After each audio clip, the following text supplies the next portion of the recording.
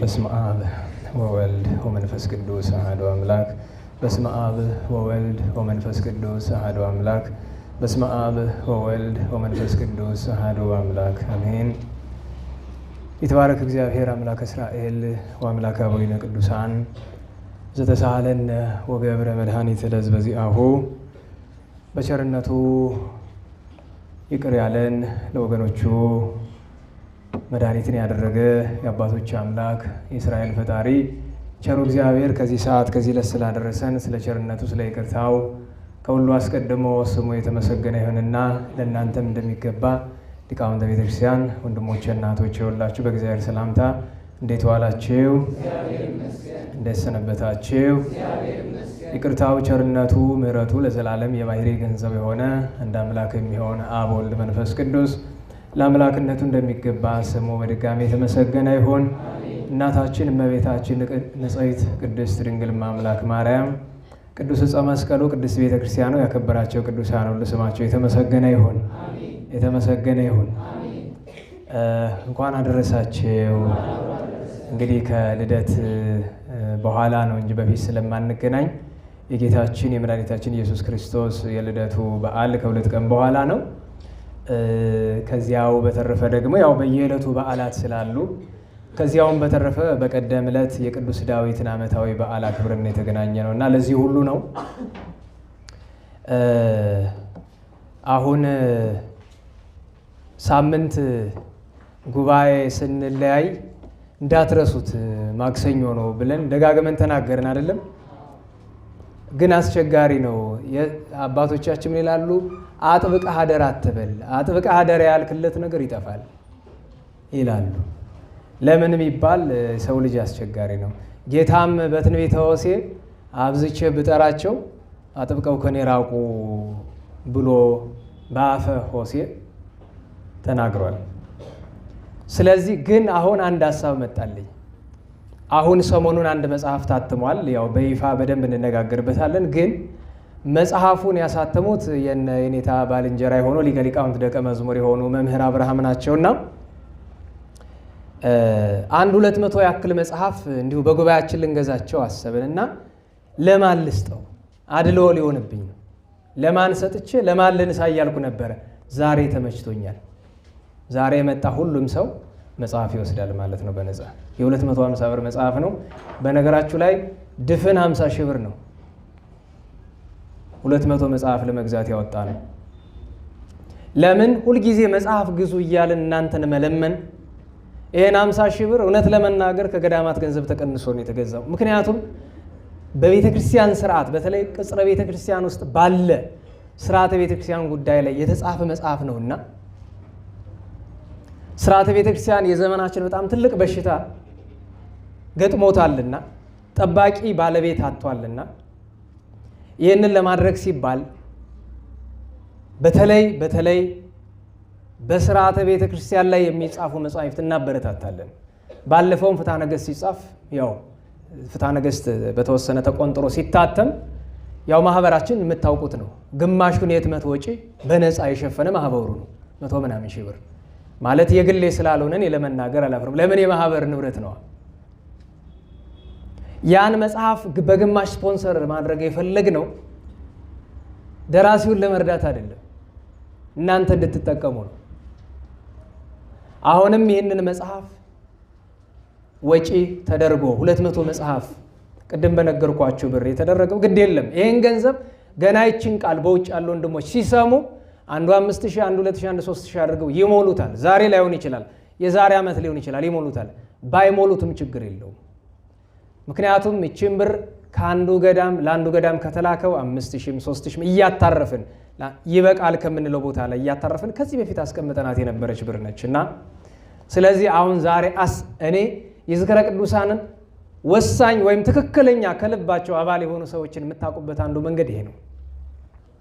አብዛኛው ሰው በልማድ ነው እንጂ ስራዬ ብሎ የሚመጣ አይደለም። ደህና ዋላችሁ። በልማድ ነው እንጂ ስራዬ ብሎ የሚመጣ አይደለም። በልማድ የሚደረግ ነገር ደግሞ ፍሬ የለውም። ስለዚህ ይሄ ስጦታ ለእናንተ ይሆናል። እዚህ ላላችሁ ስለዚህ እርግጠኛ ነኝ 200 መጽሐፍ ይደርሳል፣ እንዲያውም ይተርፍ ይሆናል። በእርግጥ አዳራሹ በጣም ሲሞላ እስከ 500 ሰው እንደሚይዝ አውቃለሁ። ግን አሁን ያለው ሰው ከ200 ሰው በላይ እንዳልቆጥራችሁ እግዚአብሔር ልጆቹን ሲቆጥሩበት አይወድም። ቅዱስ ዳዊትን ከቅጣት ያደረሰው ሕዝብ ቁጠሩልኝ ብሎ ነው እና በእግዚአብሔር ጉባኤ ሰው መቁጠር ከባድ ስለሆነ አልቆጥርም። ግን ተወስዱና ከተረፈም እሰየው፣ ያልደረሰው ሰው ካለ ደግሞ ተጨማሪ እንገዛ ይሆናል። እንግዲህ አቅማችንን አይተን ችግር የለውም። ደህና ዋላችሁ። አንደኛው እሱ ነው። ሁለተኛው ዝክረ ቅዱሳን 15ኛ ዓመት የምስረታ በዓሉንና የቅዱስ ዳዊትን ክብረ በዓል በቀደም በተድላ ስናክብር ስታገለግሉ የዋላችሁ የሰነበታችሁ ልጆች አጭር ምስጋና አቅርብ ያለኝ። ግን ማመስገንና መመረቅ ብቻውን በቂ አይደለም። እንደምታውቁት ማህበራችን በመላው ዓለም ያለ ነው። በዓለም ክፍል በተለያየ ስፍራ ሁሉ ማህበሩ ተመስርቶ በዚሁ በዋናው በጎንደሩ ስር ሆኖ እንደሚሰራበት ይታወቃልና ከዚህ መካከል አንደኛው አዲስ አበባ ካሉት የዝክረ ቅዱሳን ማህበራት መካከል አንደኛው 50 ምናምን የሚሆኑ መጽሐፍትን አምጥተዋል። አንድ አይነት መጽሐፍ ነው። ይሄውም መጽሐፍ የአባ ጊዮርጊስ ዘጋስጫ ተአምሆተ ቅዱሳን ነው። ያ ማለት በዓመቱ በሙሉ የሚከበሩ ቅዱሳንን ምስጋና በውስጡ ያዘ። አባ ጊዮርጊስ የደረሱት የቅዱሳን ሰላምታ ማለት ነው። ደህና ዋላችሁ። ለምሳሌ መልክአ መባጽዮን አለ። መባጽዮንን ብቻ የሚያመሰግን መልክአ ተክለ ሃይማኖት አለ። ተክለ ሃይማኖትን ብቻ። ተአምሆተ ቅዱሳን ማለት ግን ሁሉንም ቅዱሳን የሚያመሰግን ነው። በብራናን የነበረ ማኅበረ ቅዱሳን አሳትመውታል። ያንን ገዝተው አንተ ለወደድከው ትሰጣለህ ብለው አመጣው። 50 ምናምን እቺ 50 ምናምን መጽሐፍ የምታገለግለው የቅዱስ ዳዊት ቀን ላገለገላችሁ ብቻ ነው። ያን ያደረጋችሁ ሰዎች ስላየዋችሁ መታችሁ መውሰድ ትችላላችሁ። ማጭበርበር አትችሉም ነው ስላየዋችሁ ማለት። አጭበርብረው መጽሐፍ ወስደው ፍሬ የለውም። ስለዚህ የቅዱስ ዳዊት ቀን ያገለገላችሁ መታ የተማርክ አይደለም፣ ያገለገላችሁ ሰዎች፣ ስራ የሰራችሁ ሰዎች ያን መጽሐፍ መታችሁ መውሰድ ትችላላችሁ። ወደፊትም ሌሎች መጽሐፍት ገድላት አሉ፣ እየታተሙ ያሉ ይመጣሉ፣ ስፖንሰር የተደረጉ ያንንም እያየን ለሚያገለግሉ ሰዎች እንደዚህ አይነት ሽልማት የምንሰጠው አንደኛ ሽልማቱ መንፈሳዊ ነው፣ መንፈሳዊ ነው። ሁለተኛ ነገር ልክ ቤተ ክርስቲያን ተክሊል የምታደርገው በሰማይ ላለው አክሊል ምሳሌ ስለሆነ ነው። በምድር ይችን ታሳይና ድል ብትነሳ ደግሞ በሰማይ ሰማያዊ ብርሃናዊ አክሊል ይጠብቀሃል ለማለት ነው። ስለዚህ ይችን ማስታወሻ ከመጽሐፍ ጋር ተያይዞ ይችን አስቀድማለሁኝ። አንደኛው። ሁለተኛው ነገር ሰሞኑን ትንሽ እንደ ህመም ነገር ዙሪያ ገባውን ብዙ ሰው ይዟል። ነገሩ ጉንፋን ነው፣ ግን ብዙ ስም ይሰጠዋል። አንድ ማስታወሻ ልሰጣችሁ ፈልጋለሁ። እንኳን እንደ መንፈሳዊ እንደ ስጋዊም ቢሆን ልክ ትርጓሜ እንደሚለው ስንኳ መንፈሳዊ ስጋዊ ቅሉ አርስ እቆፍር እጽፍ ደጉስ ቢሉት ያለ እግዚአብሔር አጋዥነት አይፈጸምም ብሎ እንደሚለው እንኳን በመንፈሳዊ ህይወት እያለን በስጋዊ ህይወት ብንኖርም እንኳ በሽታ ሰውን የሚጎዳው ሲፈራው። ደህና ዋላችሁ። እሳት ይባላል አይባልም? ግን ያስፈልጋል አያስፈልግም? ስለዚህ እሳትን ሁሌ በጥንቃቄ ነው የምንይዘው አይደለም? ሳይንስ ማለት እንደሱ ነው። ገብቷችኋል? ብዙዎቹን ገድሏል። አሁን ጉንፋኑን ሁሉ ኮሮና ነው የሚሉት። በነገራችሁ ላይ ባይሰልፍ ራሱ ኮሮናም የጉንፋን ዝርያ ነው እንድታውቁት። ኮሮና የያዛችሁ እያልኩ አይደለም። ነገር ግን አንድ እንድታውቁት የሚያስፈልገው ነገር ለዓለም ክፋት እንዳትጠቁ ተጠንቀቁ። ከክትባት ከምን እዚህ በፊት ብዙ ተናግሬያለሁ። በውጭው ዓለም እንደምታውቁት ሰይጣን አንድ እንድታውቁት የሚያስፈልገው ነገር ኮሮና ከሰማይ አልዘነበም፣ ከምድር አልፈለቀም፣ በአጋጣሚ የሆናምን አልመጣም አይደል? ከእንስሳት መጣ ብሎ ይቀልዳሉ አይደለም? ደህና ዋላችሁ። እንስሳቱ ከየት አመጡት? ከእጽዋት ነው። እጽዋቱስ የዛሬ 10 ዓመት አንድ ጥናት እያየው ነበረ። በሚቀጥሉት 10 ዓመታት 318,000 አዳዲስ የቫይረስ ዝርያዎች ወደዚህ ዓለም ይቀላቀላሉ የሚል ጥናት አይቻለሁ። ከግማሽ ሚሊዮን በላይ አዳዲስ የቫይረስ ዝርያዎች ከየት ነው የሚመጡ ብትሏቸው አይነግሯቸውም፣ ግን ከቤተ ሙከራ ነው፣ ከላቦራቶሪ ነው። አሁን ታውቃላችሁ አዲሱ አሁን በጣም ያስጨነቀው የኮሮና ቫይረስ አይነት ኦሚክሮን ይባላል አይደለም? ኦሚክሮን ከየት ነው የመጣው? ደህና ዋላችሁ። ጉንፋን በታሪክ ስንት አይነት ነው? አሁን ግን ከ300 አይነት በላይ ደርሷል። እያዳቀሉ በቤተ ሙከራ አንዱን ከሌላው ጋር አንዱ ቫይረስ ከሌላው ጋር እያዳቀሉት መጀመሪያ ጉንፋን ቀላል ነበር አይደለም? አሁን ጉንፋን ምን ሆኗል? ገዳይ ሆኗል። አሜሪካን ውስጥ ፍሉ በሚባል በሽታ በአንድ ዓመት ብቻ 62,000 ሰው ሞቷል በጉንፋን። ለምን? እንድታውቁት የምፈልገው ነገር በተለይ የምዕራቡ ዓለም ነው ይሰለቻል። ምዕራቡ ዓለም የምንለው ነገር ይሰለቻል። ለምን? እየገደሉን እንኳ አይገባንም። አሁን ሀገራችን ላይ እየተደረገ ያለው ጦርነት በማን ምክንያት እንደሆነ አይገባንም። ይሄ ሁሉ ደም የሚፈሰው በማን ምክንያት እንደሆነ፣ ሴቶች የሚደፈሩት፣ መነኮሳት የሚደፈሩ፣ ካህናት የሚታረዱ፣ ይሄ ሁሉ ነገር እንኳን ሌላ ወለጋ ላይ አሁንም ትናንትና በቀደም እየታረዱ ካሉ ክርስቲያኖች ጀርባ አራጆቹ የኛ ወንድሞች ቢሆንም እንኳ አሳራጆቹ ግን እነማን እንደሆኑ አናቅም። ብናቅም አንደነግጥም፣ አይገባንም። እንኳን ሌላ አልኳችሁ የገዛ ወንድሙ የታረደበት ሰው እንኳ አይደነግጥም። ዝም ብለህ ብቻ የወንድምህን የእህትህን የሞተልህን ፎቶ ፌስቡክ ላይ እየለጠፍክ ስታላዝን ትውላለህ።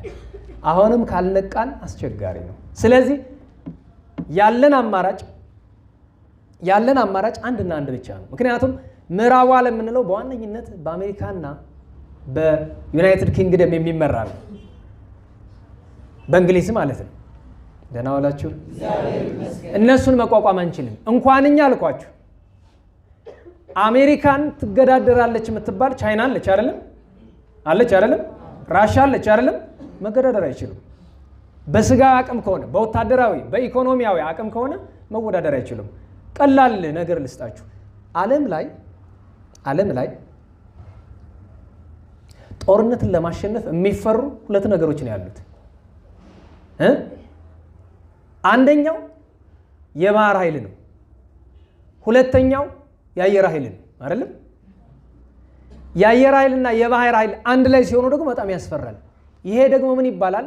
ይሄ ኤርክራፍት ካሪየር የሚሉት መርከብ አለ። ደህና ዋላችሁ። የጦር አውሮፕላኖችን የሚሸከም መርከብ ማለት ነው። ገብቷቸዋል? መርከቡ አገርን የሚያክል ለምሳሌ የኢትዮጵያ የደብረ ዘይት የኤርፎርስ የምታውቁት ሰዎች ካላችሁ ያ ስፍራ የኢትዮጵያ አየር ላይ ሙሉ ስፍራው አንድ መርከብ ነው የሚያክለው። የአሜሪካ አንድ መርከብ የኔ ያክላል። የዚህ አይነት አሜሪካን 11 አላት። ቻይና ግን እስካሁን ድረስ 2 ብቻ ነው ያላት። አሜሪካን ከአሜሪካ ውጪ በሌሎች ሀገራት 800 የጦር ሰፈር አላት። ደህና ዋላችሁ። የዓለም ሀገራት 192 ናቸው። 208 የሚባሉት ብሎ ነው አንዱንም ቆጥረው ስንት ናቸው? ዛሬ ያዙት በደንብ 192 አይደለም? እስቲ ያዙ። እንደ ጭንቅላታችሁ አይቋጥርም አይደል? መንፈሳዊን ባትይዙ ስጋዊውን ያዙት ብዬ ነው። ይሄንን ነግራችሁ ለምንድን ነው? አሜሪካ ጋር ጠብ አያስፈልግም። ያለ አማራጭ ሰጥ ለበጥ ለመገዛት ነው አይደለም? ተከተብ ስትልህ መከተብ፣ ተነስ መነሳት፣ ሂድ መሄድ፣ ውረድ መውረድ፣ ውጣ መውጣት፣ ፍረስ መፍረስ አይደለም? እቺ ናት አማራጭ። እንደ ሰውም ማሰርተን ቢሆን ኖሮ ይሄኔ እንደ ቻይና እንደ አሜሪካ እንደ ራሻ ሆነን ወይ ትንሽ መገዳደር። ኢትዮጵያ በተአምር ከዚህ በኋላ 50 ዙር ብትሰራ አሜሪካን መገዳደር እንደማትችል ግልጽ ነው። በተአምር ካልሆነ በቀር ተውት። እሱን በኒውክሌር ደረጃ በኤርክራፍት በምን ደረጃ ብትመለከቱት የሚሞክር ነገር አለ። አሜሪካን አንድ ኒውክሌር ብትተኩስ ኢትዮጵያ በ5 ደቂቃ ልዩነት ያው ወደ አመድነት ትቀየራለች። እንዲህ ያልኩ ነገራችሁ አሜሪካን ፍሯት አይደለም። ብትፈራ ባትፈራ ትደርሳለህ እያልኳችሁ ያለሁት ጌዴዎን ኃይለኞችን ምድያማውያንን ሊገጥም ሲወጣ ኩናቱ ጦሩ ብቻውን ፍሬ አልነበረው። ፉከራቸው ምን ነበረ? ኃይል ዘእግዚአብሔር ወኩናት ዘጌዴዎን። ጦር መሳሪያ የጌዴዎን ነው። ኃይል ግን የማን ነው? ንገሩኝ። 6 ክንድ ከስንዝር የሆነውን ጎልያድን ጠጠርን የጣለው የእግዚአብሔር ኃይልን የጣለው። ለዛ ነው ወድቀ በኃይለ እግዚአብሔር ያለ ቅዱስ ዳዊት። የኢትዮጵያ ብቸኛ ተስፋው እግዚአብሔር። ለዚያ ሲባል እምነተ ጠንካሮች ሁኑ። የእምነተ ጠንካራነታቸው ማሳያ ደግሞ ዓለም የሚጨነቅለትን በሽታ አትጨነቁለት። ጥንቃቄ ማድረግ የተገባ ነገር ነው። ግን ያዛ አይደል? በነገራችሁ ላይ ኢትዮጵያ ውስጥ እርግጠኛ ነኝ ከግማሹ ዜጋ በላይ ኮሮና ይዞት አልፈዋል። ተቋቁሞት እንዳመመው እንኳን ሳያውቅ። ለምን? ኢትዮጵያውያን ስጦታችን አንዱ ነገር ችሎታ ነው፣ መቻል አይደለም? አሜሪካን ያን ሁሉ ሺህ ሰው ጉንፋን ይገለዋል። ኢትዮጵያ ውስጥ ጉንፋን ሰው ይገላል? በተአምር አይገለም። ይሄው አዳዲስ ዝርያ እንኳን እያዳቀሉ እየላኩ ምንም አልሆነም። ለምሳሌ ይሄ ሰሞኑ የመጣው ነገር ከያዛቸው ሰዎች አንዱ ነኝ። ደህና ዋላችሁ? ምን ሆኛለሁ ስታዩ? ህመም አለው። መገጣጠሚያ ያላምጣል፣ ጉሮሮ ያማል፣ ራስ ያማል፣ ሳል በጣም አለው፣ ብዙ ነገር አለ። ምን ሆነ? ሳምንት እንገናኛለን። የዛሬ 2 ሳምንት፣ የዛሬ ወርም። ለምን? ነገር እንዳቀለልከው መጠን ይቀላል፣ እንዳከበድከው መጠን ይከብዳል እንዲሉ አባቶቻችን። ስለዚህ ከህመሙ ጋር በተያያዘ ብርቱ ሁኑ፣ አትቅለስለሱ። እኔ እውነት ልንገራችሁ፣ ጾም፣ ጸሎት፣ ስግደት ብቻ አይደለም፣ ትርፍ ሰዓት ሲኖራቸው ስፖርትም ስሩ፣ ያስፈልጋል። በተለይ ወንድሞቻችን ሮጥ በሉ። ባለፈው ነግሬያቸዋለሁ። ብትችል ቀኑ ሲደርስ ትታገላለህ። መታገል ቢያቀጥህ እንኳ ሩጦ ለማምለጥም ያስፈልጋል። ደህና ዋላችሁ?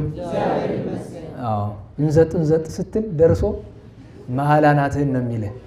የእውነቴን ነው። ጠላት መቼ እንደሚመጣ አታውቀውም። ሁሉን ዘርዝር ያልነግርህም። ለምን? አይገባህማ። እንኳን መንፈሳዊ ጥንካሬ አልኩ፣ ስጋዊ ጥንካሬም ይኑርህ። ማርሻል አርት ስፖርት ስሩ። በእውነቱ ጥሩ ነው። እሱ ዲሲፕሊንም ያለው ስለሆነ ትንሽ ከክርስትናው ጋር ይገናኛል። አዎ፣ ይሄ እንድታውቁት ያስፈልጋል። ይሄ ምክር ይባላል። ሌላኛው ማስታወሻ ልሰጣችሁ የምፈልገው ነገር የመጨረሻው፣ ያው ወደ ዋናው ትምህርት ገና አልገባንም፣ ቀምሻ ነው የሁሉ ወቅታዊ ጉዳይ ሲሆን፣ የመጨረሻው ከሥርዓተ ቤተክርስቲያን ጋር ተያይዞ መጽሐፍ ተጽፏል ብያቸዋለሁና ሰሞኑን አንድ ጥያቄ ከወደ አውሮፓ መጥቶ ምላሽ ሰጠውና መልሱ እኔ ለሰጠሁት ምላሽ መልሱን በጣም አዝናለሁ። አውሮፓና አሜሪካን ያሉ ቄሶችና ዲያቆናት ጭምር ጸያፍ ስድብ ሲሰድቡኝ ነው ያለፉት 2 ቀናት ያለፉት። በነገራችሁ ላይ አንድ ሰው ከሰደባችሁ በስጋዊ አነጋገር ተሸንፏል ማለት ነው። በመንፈሳዊ እይታ መልስ ጠፍቶበታል ማለት ነው። ለምን? መንፈሰ ጽርፈት ከአጋንንት ስለሆነ። ምንድነው የተጠየቀው? ከመናፍቃን ቤት ገብቶ መጸለይ ይቻላል ወይ? ለምሳሌ አውሮፓ ውስጥ ጀርመን፣ ፖላንድ የሚባሉ ቦታዎች ላይ፣ ሌሎችም ቦታዎች ላይ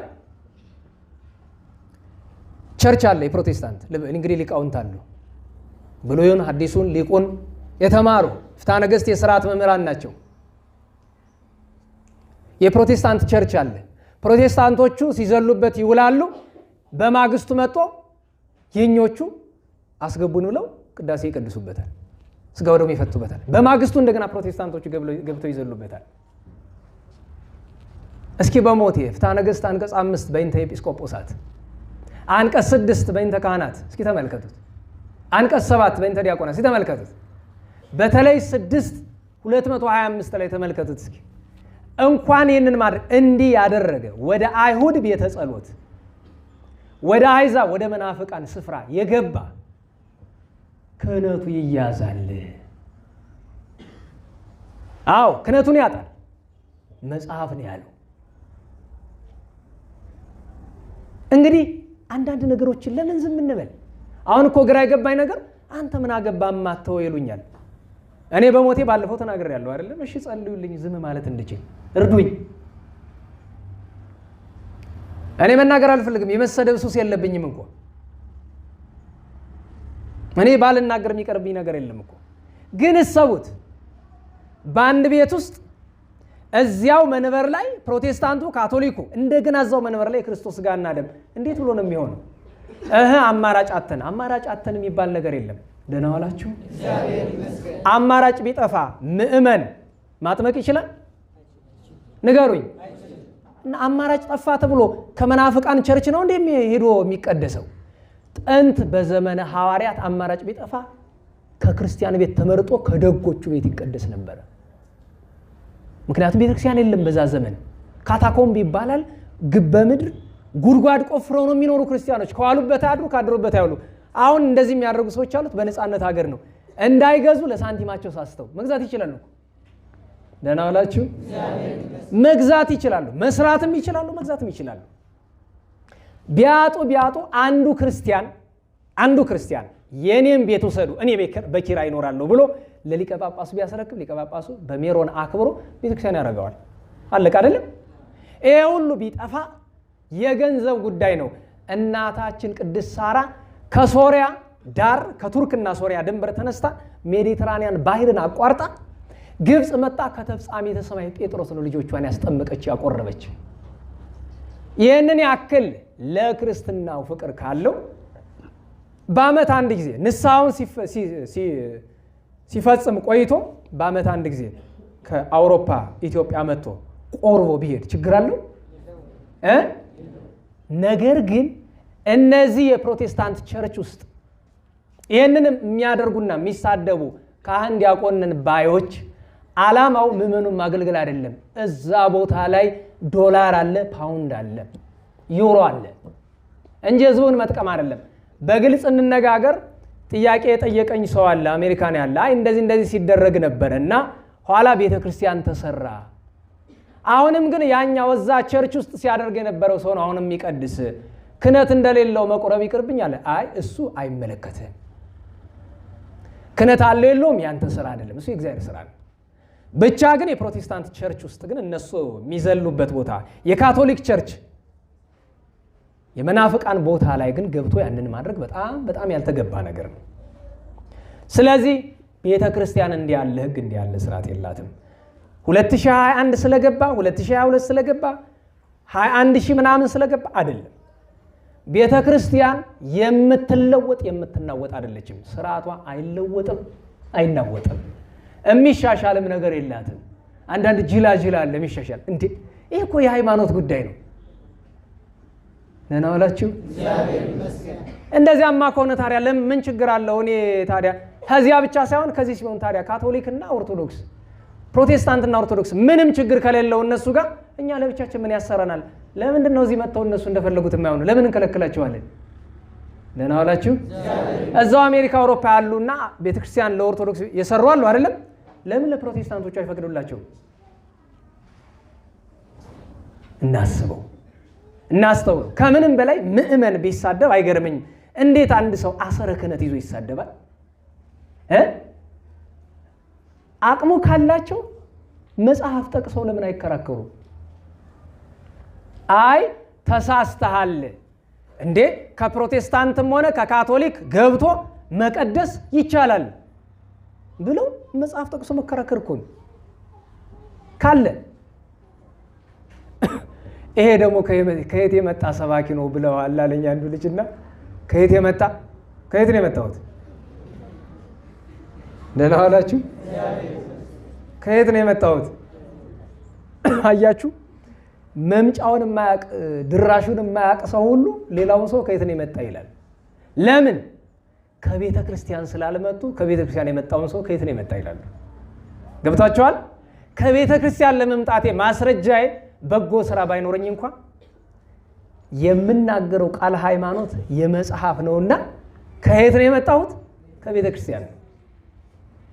ከአጋንንት ማህበር የመጣው ግን ከየት ነው የመጣ ብሎ ይጠይቀኛል። አዝናለሁ። ከዚህ በኋላ ራስን መጠበቅ ነው፣ ምንም ጥያቄ የለውም። እግዚአብሔር አምላካችን ማስተዋሉን ያድለን። ትምህርታችን ከወትሮም ሲታሰብ አጭር ነው። ሰሞኑን ከመጡ ጥያቄዎች መካከል አንዱን እንደው በትምህርት መልክ መልስ ለመስጠት ያክል ነው። ሐዋርያው ቅዱስ ያዕቆብ በምዕራፍ 4 በመልእክቱ ቁጥር 15 ላይ የተናገረውን ኃይለ ቃል ጥቂት አብራርተን ትምህርታችን የምንጨርስ ይሆናል ማለት ነው። የቅዱስ ያዕቆብ መልእክት ምዕራፍ 4 ቁጥር 7 እስከ መጨረሻ ያለውን ኃይለ ቃል አነባለሁ። አንዲት ጥቅስ ብቻ ማንበብ ደስ ስለማይል ከ7 ጀምሮ እስከ መጨረሻ ያለውን አነባለሁ። ይሄ ድሮ መኪና ዚታ ነው የሚባለው። ድምፁ ራሱ ይናገራል። ሲያምጥ ይሄው እሱን እየጠበቅኩ እኮ ነው እስኪያልፍልን። አሁን እዚህ ሁሉ ማዶ አልፎ እኮ ነው የሚሰማ። ይገርማቸዋል። ደግነቱ ጠንካራ ነው፣ ይሰራል። የማን መልእክት ነበረ? የማን? ቅዱስ ያዕቆብ። ምዕራፍ ስንት? ቁጥሩሳ እስከ መቼ ነው ያልኩኝ? ባካችሁ እሺ፣ ቁጥር 7 ጀምሬ ላንብብ። እንግዲህ እግዚአብሔርን እሺ በሉት ይላል። እኔ በእውነቴ እንደው አይቸሩ መድኃኔዓለም፣ ነገ ቸሩ መድኃኔዓለም ነው። እግዚአብሔርን ምን በሉት? ግን እውነት ትላላችሁ? እንላለን። ለእግዚአብሔር ስርዓት፣ ለእግዚአብሔር እውነት እሺ የሚል ትውልድ አለ። ጠላት ሲናገር ትሰማለህ። እግዚአብሔር ሲናገር ጆሮን ትደፍናለህ። እግዚአብሔርን እሺ በሉት፣ ሰይጣንን ግን እምቢ በሉት፣ ከእናንተም ይሸሻል። እግዚአብሔርን ቅረቡት ይቀርባችሁማል። እናንተ ኃጥአን እጆቻችሁን አንጹ። ሁለት ሐሳብም ያላችሁ እናንተ ልባችሁን አጥሩ። ይሄ ነው ሁለት ሐሳብ። ሁለት እግር አለኝ ተብሎ ከሁለት ዛፍ አይወጣም። ፈቃደ ዓለም፣ ፈቃደ መንግሥተ ሰማያት አንድ ላይ ሄዱ። ፈቃደ ሥጋ፣ ፈቃደ ነፍስ አንድ ላይ ሄዱ። የመንፈስ ቅዱስና የጠላት አሰራር አንድ ላይ ሄዱ። ስለዚህ ሁለት ሐሳብ ያላችሁ እናንተ ልባችሁን አጥሩ፣ እዘኑ፣ አልቅሱ። ሳቅ አላለም መጽሐፍ፣ ገልፍጥ አላለም መጽሐፍ። የትም ቦታ የምታዩት አሁን ይሄ ነው። አሁን ሰሞኑን ዳያስፖራ ምናምን ነን ብለው መጥተው ይጨፍራሉ አይደለም? ይገርማችኋል። ግን መድኃኔዓለም ለሁሉም በጊዜ ዋጋውን ይከፍለዋል። ወገኖቻችን እዚህ ይደማሉ፣ ያለቅሳሉ። እዚህ መጡ። እኔ ዳያስፖራ ከአሜሪካ ሊመጣ ነው 1 ሚሊዮን ምናምን ቢመጣ ባይመጣ ምን ያደርጋል? ደህና ዋላችሁ። የኢትዮጵያ ተስፋዋ ማን ነው? ጠቃሚዋ ማን ነው? ዳያስፖራ እንኳን ለኢትዮጵያ ለራሱም አይሆንም። በመጀመሪያ ደረጃ ዳያስፖራ ማለት ግዙ ምንድን ነው የሚለው? ዲዮስፖራ። ዲዮስፖራ ያለውን የግሪክኛ ቃል አባቶቻችን ምን ላይ ተረጉሙታል? ዝርው። ምን ማለት ነው? ሀገር የለሽ፣ ሀገሩን ጥሎ የተሰደደ። እንዲያውም የእስራኤላውያን ዲዮስፖራዎች በግድን የተሰደዱ፣ ያም ማለት ሀገራቸው ጠፍታባቸው ወይም ተማርከው ነው። የኢትዮጵያሳ ጥጋበኛ ሆኖ ነው ብዙ ሰው የተሰደደ። በግልጽ ማልነግራችሁ አሁን ይህን ስለሚቀረጽ ይሰሙታል። ታዲያ ምን ያመጣል? ወዶ ነው ያችን ዶላር አልክም እንዳይል ነው። እግዚአብሔር ነው አጉርቦውን አሁን ቆም ያስልከው። የት ይደርሳል እሱ? ዶላር ላክ አላከን ምን ያደርግልኛል? ቢልክ ለራሱ ባይልክ ለራሱ። ለራሱ እንኳን ቁም ነገር የሌለው ዳያስፖራ ነኝ ባይ ምን ይሰራል? ስደተኛ ቁም ነገር እንኳን የሌለው ሁሉን ላይሆን ይችላል።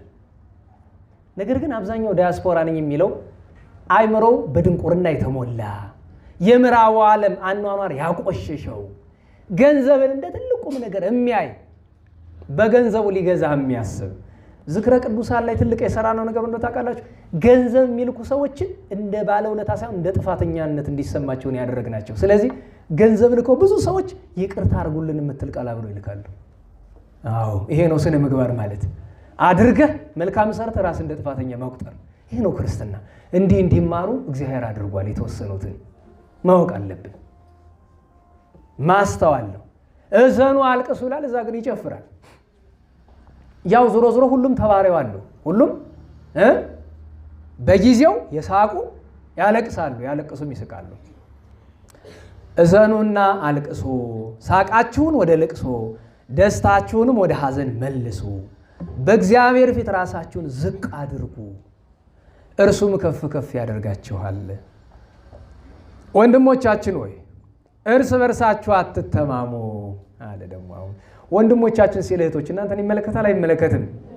የወል ነው አነጋገሩ መጽሐፍ። ወንድሞች ሲል ያው እናንተንም ጭምር ነው።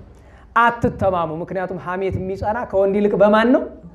በሴት ነው። አቅም የለኝም ብላ ታማለች። ዘንድሮ ግን የሚገርማችሁ ነገር ወንዱም ኦቨር ሃፍ ሴታ ሴት ሆኗልና ስራው ምንድነው? ካፌ ገብቶ ማኪያቶ እየጠጣ ሰው ማማት አይደለም? እስቲ ማኪያቶ የምትጠጡ እጃችሁን አውጡ። በላውጣ እንጂ ማኪያቶ አልጠጣም እንዳትሉ። እሺ የለም። አንተ ጠጣ አታውቅም? አንተስ አጠጡም ማኪያቶ ነው? ማኪያቶን በአማርኛው ልጥራላችሁ፣ ጣሊያንኛውን ትቼ ሰዋንማ አንድ መምህር ነበሩ ይባላል።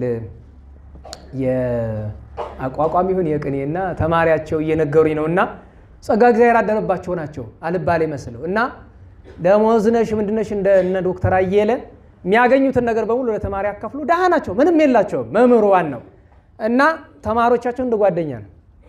ማታ ተክሰው ሲመጡ ልጆች እራት አብሉኝ እያሉ እነሱ ጋር አብረው የሚበሉ እና ፍጹም ናቸው። ፍጹምነታቸውን ግን ጥቂት ሰው ነው የሚያውቅ። እና ተማሪዎቹ ቁጭ ብሎ ያሟቸዋል። እንዲሁ ራሳቸውን አይጠብቁ ምናምን እያሉ እና እሳቸው የት ቦታ ቤታቸው ሆኖ ይሰማል ጆሯቸው። እና ጉባኤ ሲገቡ ከጸሎት በኋላ እመቤቴ ልጆች ኧረ ተዋቱሙኝ እመቤቴን ይላሉ አሉ። ተዋቱሙኝ ለምን? መታማትን ፈርተው አይደለም፣ እየተጎዱባቸው የታገሩ ነው እኮ እግዚአብሔር እያሳወቃቸው። እና እንዲህ ያሉ መምህራንም አሉ። በነገራቸው ላይ አንድ ቀን እንዲያው የአቋቋም መምህራን አቅም ታላቅነት እንደው ብዙ አልተተረከም ይመስለኛልና እስቲ እንዲያው ስለነ አለቃ ዘካርያስ ስለነ እንታ ክፍሌ ስለሌሎችም በአቋቋም ትምህርት ቤት ነው ከፍጹም ትሩፋት ስለደረሱ አባቶች እስቲ አንድ ቀን ደግሞ እግዚአብሔር ቢፈቅድ እነጋገር። መቼስ የመምህራን ታሪክ ጣዕሙ በጣም ልዩ ነው። እንዲያው ዘንድሮ ብዙ ነገር አይምሯችን ሰርቆን ማንተርከው ሆነን ነው። እና እርስ በርሳችሁ አትተማሙ፣ ወንድሙን የሚያማ የሚነቅፈውም የእግዚአብሔርን ሕግ ያማልና የእግዚአብሔርንም ሕግ ይነቅፋልና። ሕጉን የምትነቅፍ ከሆንክ ደግሞ ሕግ አፍራሽ ሆንክ እንጂ ሕግን ፈጻሚ አይደለም። ሕግን የሚሰጥና የሚፈርድ አንድ ነውና ማዳንም መግደልም የሚቻለው እርሱ ነው። እንግዲህ በሌላው የምትፈርድ አንተ ማን ነህ? ዛሬ ወይም ነገ ወደዚያች ከተማ እንሄዳለን፣ በዚያችም ዓመት እንኖራለን፣ እንነግዳለን፣ እናተርፋለን የምትሉ እናንተ ተመልከቱ፣ ነገ የሚሆነውን አታውቁምና ሕይወታችሁ ምንድር ነው? እናንተማ ለአንድ ጊዜ ታይቶ እንደሚጠፋ እንደ ጢስ አይደላችሁምን? በዚህ ፈንታ እግዚአብሔር ቢፈቅድና ብንኖር ይህንን ወይም እናደርጋለን ማለት ይገባችኋል ይላል። ስለ ቅዱስ ቃሉ አምላካችን እግዚአብሔር የተመሰገነ ይሁን። ቁጥር 15 ላይ ያለችው አጭር ርዕስ ናት። ምንድናት? እሷም ዘምትቤሉ እመሰምረ እግዚአብሔር ወሐየውነ ንገብር ዘንተ አውዝክተ።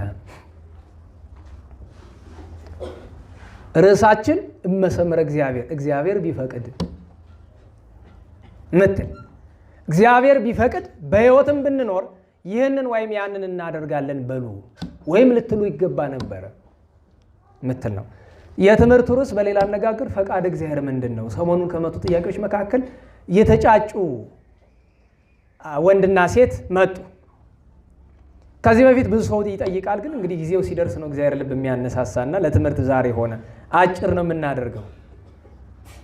እኛ ተጫጭተናል፣ ግን ፈቃድ እግዚአብሔር እንድትጠይቁልን እንፈልጋለን ብለው አሉ። ምን ማለት ነው? ምን ለማለት ፈልጋችሁ ነው? አይ በቃ እኔና ይሄ ወንድም እንድንጋባ እግዚአብሔር ይፈልጋል ወይስ አይፈልግም? ደህና ዋላችሁ? እንዴት ዋላችሁ? እግዚአብሔር በእውነቱ እንድንጸድቅ ይፈልጋል አይፈልግም? ንገሩኝ እንጂ። አይ ሱባኤ ገብተን ጠይቅ እንጂ ፈቃድ እግዚአብሔር እንጠይቅ። የፈቃድ እግዚአብሔር አስተሳሰባችን ላይ ጥቂት ነገር ጣል ለማድረግ ነው። የእግዚአብሔር ፈቃድ ምንድን ነው? ለምን ዘመኑ የአጥማቂ ዘመኑ የሐሳዊ ባህታውያን የበዙበት ዘመኑ ሐሰተኛው ከመጠን በላይ የበዛበት ስለሆነ በዚህ ዘመን መተረቻ፣ በዚህ ዘመን መቀለጃ፣ በዚህ ዘመን መብያ፣ በዚህ ዘመን መጫወቻ ከሆኑ ነገሮች አንዱ ፈቃድ እግዚአብሔር የሚል ነገር ነው። ስለ ፈቃድ እግዚአብሔር ከሰንበት ተማሪ አነጋገር ልጀምር። ሁልጊዜ ስለምትገርመኝ ነው። የድሮ ሰንበት ተማሪ ነው። የዛሬው ምን እንደሚል አላውቅም። የድሮ ሰንበት ተማሪ ታገኙታላችሁ። እሁድ ያው እሁድ ነው አብዛኛው የሚገናኘው። ሰላምታ ተለዋውጣችሁ ታወሩ ከቆያችሁ በኋላ በዚህ ቀን ወይ ማክሰኞ ወይ ሐሙስ የሆነ ቀጠሮ ኖሯችሁ እንገናኛለን አይደል ትሉታላችሁ። መምጣት ከፈለገ ምን ይላል እንዴ? አዎ እንገናኛለን ይላል። ካልፈለገስ እንግዲህ እግዚአብሔር ከፈቀደ ይላል። እውነቴን ነው። በድሮ ጊዜ እኛ ልጆች እያለ እግዚአብሔር ከፈቀደ ካለ እኔ ይገባኛል፣ አልፈለገ ማለት ነው።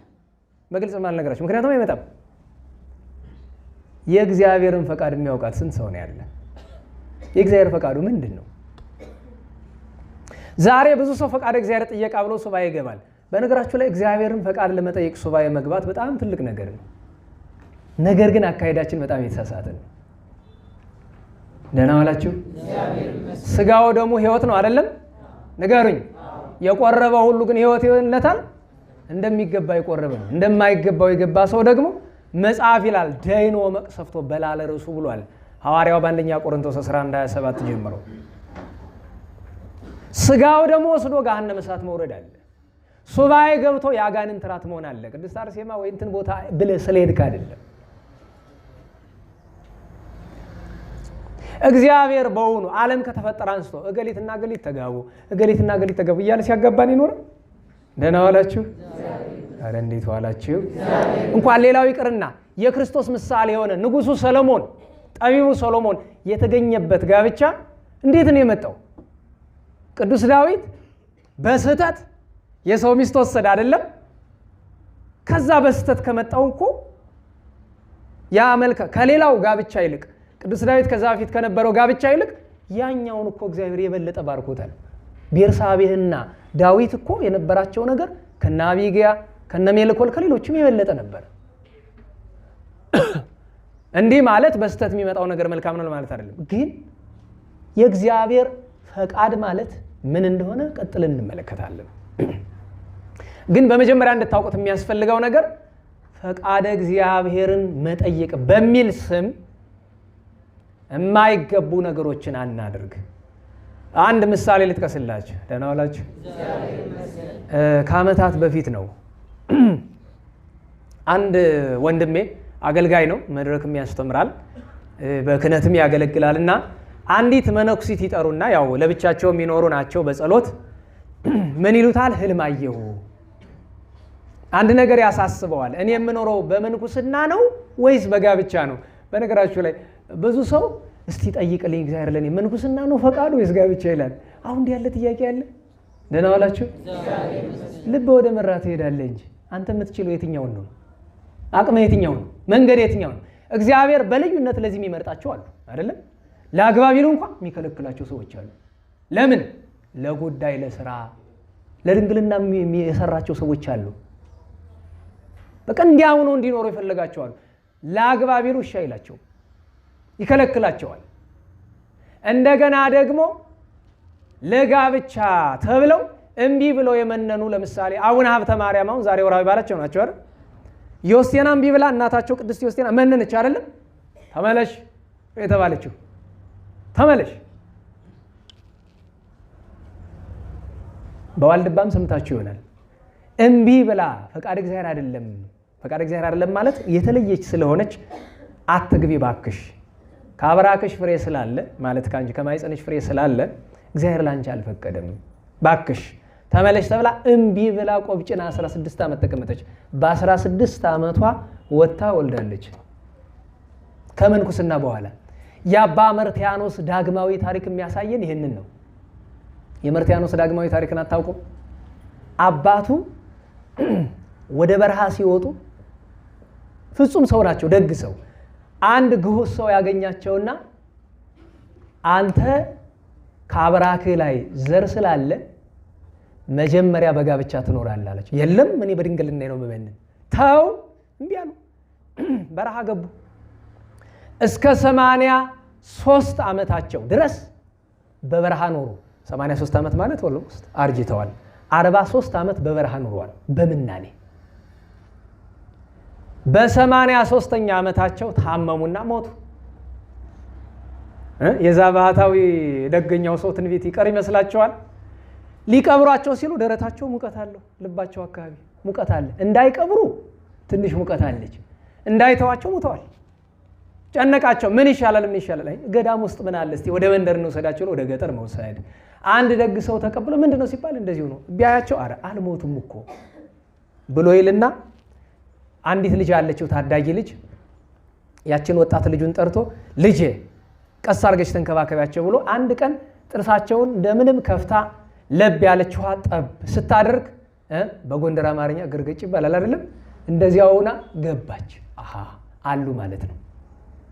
ከዛ አሁንም ለብ ያለችዋ እያለ ከዛ አፋቸው በደንብ ሲከፈት በጣም ቀጭን አጥሚት እነዚህ ሙቅ የሚባለው በእኛ አካባቢና እንደሱ እየተደረገ ኋላ ነቅተው ድነው ገዳማቸው ሄዱ። እሳቸው ገዳማቸው በሄዱ በ6ኛ ወር የልጅቷ አባት እሪ እያለ መጣ ወደ ገዳሙ። ምን ሆናል ሲባል ያን ሽማግሌ ያውጡልኝ። ምንድነው ሲባል ልጄን አበላሽቶታል። ተው ዝም በል። ኋላ አይጥሩት፣ እውነቱን ነው። እነሱ መነኮሳቱ አያደርጉም ብለው ተከራከሩ። አይ አትከራከሩት አድርጌያለሁ። ጠሩትና አትዘን፣ ትእዛዝ እግዚአብሔር ነው። ከሷ የሚወለደው ልጅ ለዓለም የሚጠቅም ጻድቅ ሰው ነው የሚሆነው። እኔ ሳልሞት የቀረሁት ወይ ልቤ ላይ ሙቀት ተሰሙ የነበረው ፈጣሪ ፊት ሄጄ ስወቀስ ቆይቼ ነው። ተመልሰህ ያዘዝኩህን አድርገን የምትመጣ ተብዬ ነው እንጂ ፈቃድ ኖሮኝ ምናምን ፈልጌው ለማበላሸት አይደለም ተብሎ የሕፃን ታድጎ መርትያኖስ ዳግማዊ፣ እኛ ታላቁን መርትያኖስ እናውቃቸዋለን። መርትያኖስ ዳግማዊ ማለት እንዴ ናቸው? ይሄን ታሪክ የተረኩልኝ ይሄን ታሪክ ያስተማሩ ደግሞ መምህራችን የእንታ ትህትና ናቸው። የእንታ ትህትናን ታውቋቸዋላችሁ። አብዬ ጊዜ እርሳቸው 56 ዓመት እስኪሆናቸው ድረስ በረሃ ለበረሃ ነበር የሚኖሩ። አንድ ጊዜ ቅዱስ ያሬድ፣ አንድ ጊዜ ጎንደ ተክለ ሃይማኖት ነፍሳቸውን ይማር። ግን ሲወጡ በረሃ ምን ተብለዋል? ተው 3 ፍሬ ካብራካ አለ ተው ይሏቸው። ኧረ ሰው ልመንን ሲል ደግሞ እንደዚህ ይባላል ብለው እምቢ ብለው ሄዱ። ኋላ አንድ ጊዜ ያሬድ፣ አንድ ጊዜ አክሱም፣ አንድ ጊዜ ጎንድ እያሉ ሲኖሩ አንድ ቀን ምን በዚህ የስሜን ሰው ናቸውና በሰፈር ለምን አልጠይቃቸውም ወገኖችን ሰላም ብላቸው ብለው ሲሄዱ ለካ ወገን መምጣታቸውን ሰምቶ ድግስ ደግሶ ሴት አጭቶ ቁጭ ብሎ ይጠብቃል። ይሄን ጉዳይ አውቁም። ደህና ዋላችሁ ሲለው ሲገቡ ግጥም አድርገው አስረው ሰርግ ታስሮስ ሙሽርነት ሰው ተዳሩ። 3 ወለዱ። እኛን ያስተማሩን ወለዱ። በኋላ የሚገርማችሁ ነገር 4ኛ ተወለደ ሲባል እኔ ራሴ ደነገጥኩ። ወዲያውኑ እንደተወለደ እግዚአብሔር ወሰደው። 3ቱ ግን አሁንም አሉ። 3 ወልደው 2003 መስከረም ነው ነሐሴ መጨረሻ አካባቢ አዲስ አበባ ነበሩ። ቀብር አልተገኘውም። አረፉ። ይህንን ታሪክ መጨረሻ ከማረፋቸው በፊት ልጄ አንዳንድ ታሪክ ልንገርህ ብለው እንድዘግበው ስለ ራሳቸው ሲናገሩ ማጣቀሻ የአባ መርትያኖስ ዳግማዊን የነገሩኝ እሳቸው ናቸው። እንዲህ ያለ አለ ፈቃደ እግዚአብሔር ለተለዩ ለአንዳንድ እግዚአብሔር ለመረጣቸው ሰዎች። ከዚያ ውጭ ግን ፈቃደ እግዚአብሔር ምንድን ነው ትለኝ እንደሆነ ፈቃደ እግዚአብሔር ማለት ሕገ እግዚአብሔር ነው። ሌላ ፈቃድ የለም። ደህና ዋላችሁ። የእግዚአብሔር ፈቃዱ ቅዱሳት መጻሕፍት ናቸው። ጠቅልል ካደረግነው የእግዚአብሔር ፈቃዱ የሰው ልጆች ሁሉ መዳን ነው። ጥቃቅኑ ነገር አይደለም። የእግዚአብሔር ፈቃዱ ምንድን ነው ንገሩኝ? የሰው ልጆች ሁሉ መዳን ነው። አምላካችን መድኃኔ ዓለም ከሰማያት ወርዶ ያን ሁሉ ጽዋቶ መከራ ከማምላክ በድንግልና ተወልዶ የተቀበለ ለሰው ልጆች ሁሉ ነው። ነገር ግን መዳን በፈቃድ ነው እንጂ በግድ አልተሰጠም። ስለዚህ የእግዚአብሔር ፈቃዱ የሰው መዳን ነው። ፈቃዱ የሚገለጥባቸው ቅዱሳት መጻሕፍት ናቸው። በሌላ አነጋገር ቅድም እንዳልኳችሁ ፈቃደ እግዚአብሔር ማለት ሕግጋተ ቤተ ክርስቲያን፣ ሕግጋተ እግዚአብሔር ናቸው። የእግዚአብሔር ሕግ ደህና ዋላችሁ። ጌታ ይታምልክ አለ በኦሪት፣ ከኔ በቀር ሌላ አታምልክ አለ። ይሄ እኮ ነው ፈቃደ እግዚአብሔር ማለት።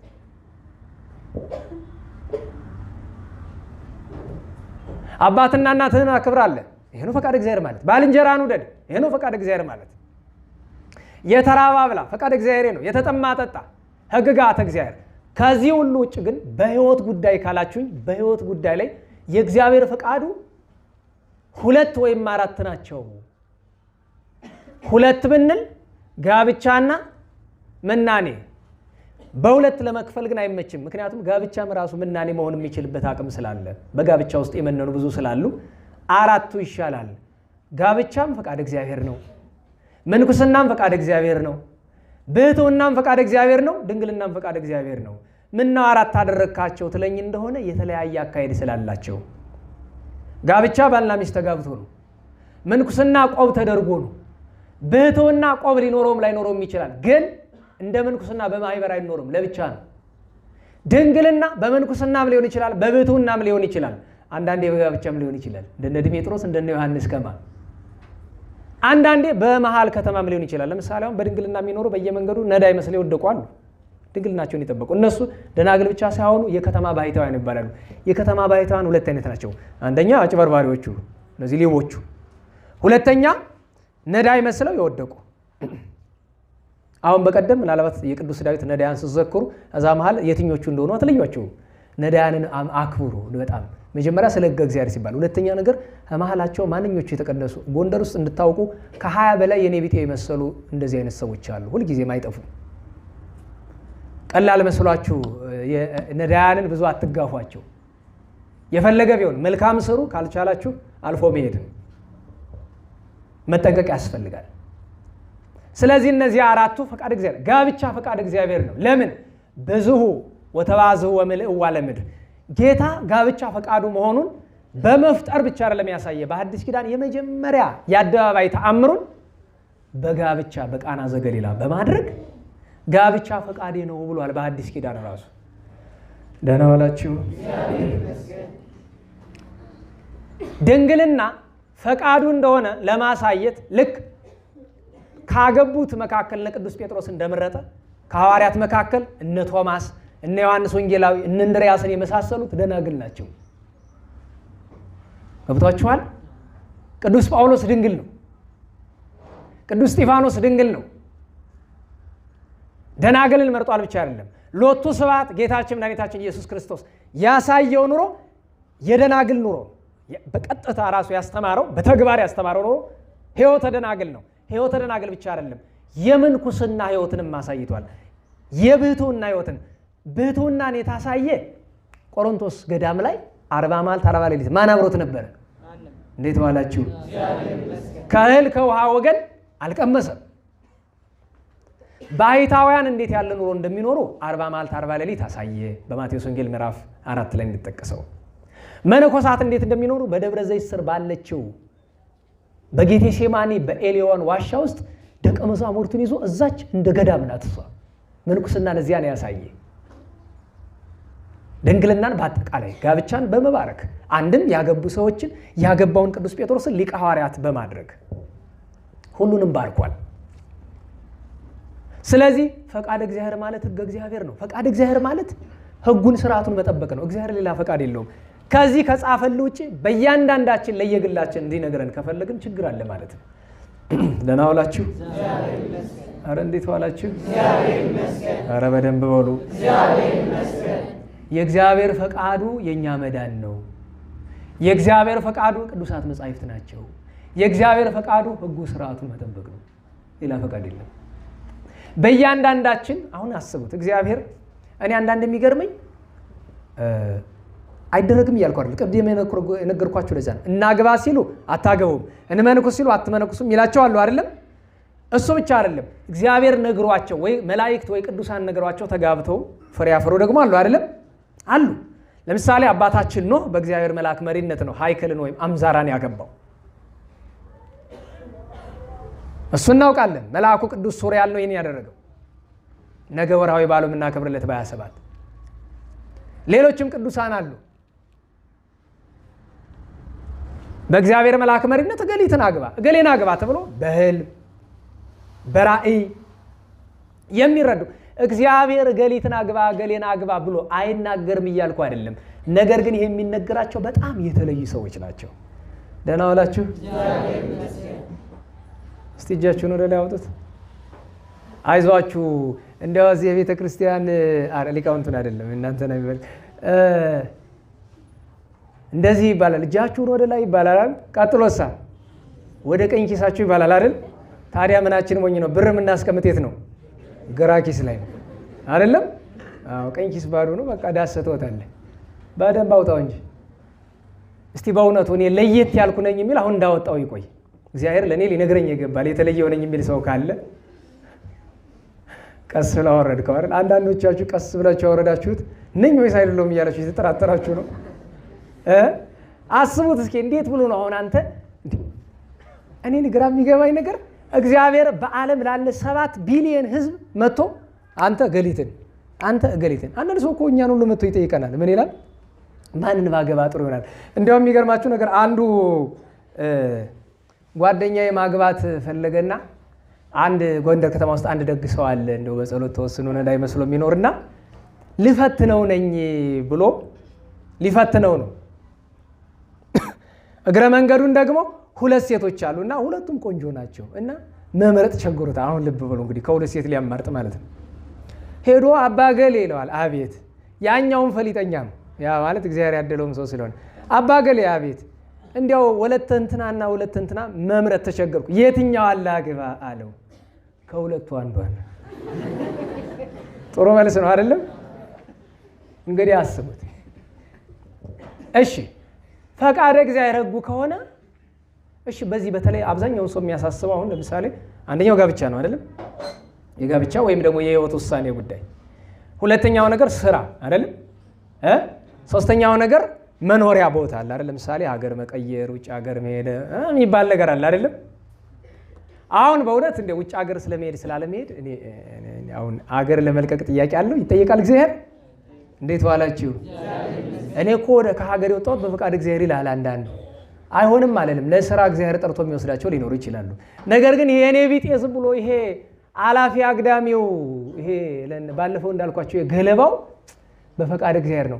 በምን አወቅ ስለው እንዴ ይሄ እዛ እጅ እኮ ተሳካልኝ ይላል። በነገራችሁ ላይ ሀብታም መሆን የእግዚአብሔር ስጦታ ነው። ሀብታም መሆን የእግዚአብሔር ስጦታ የሚሆነው ህጉን ስርዓቱን ለሚጠብቅ ሰው ብቻ ነው አይደለም? የአባታችን የአብርሃም የአባታችን ኢዮብ ሀብት ከእግዚአብሔር ነው በህግ ስለሆነ በአመፃ ሰርቶ እኔ በነገራችሁ ላይ በመጀመሪያ ደረጃ እግዚአብሔር አምላከ ብዑላን አይባልም። የሀብታሞች አምላክ ይባላል እግዚአብሔር? ንገሩኝ። የባለጸጎች አምላክ ይባላል? የማን አምላክ ነው የሚባለው? የነዳያን አምላክ። ሀብታምም ቢሆኑ እንኳን ብፁዓን ነዳያን በመንፈስ ብፁዓንን ሊያነድዩ ርእሶሙ በእንተ መንግሥተ ሰማያት ይሄንን ያወቀ ነው።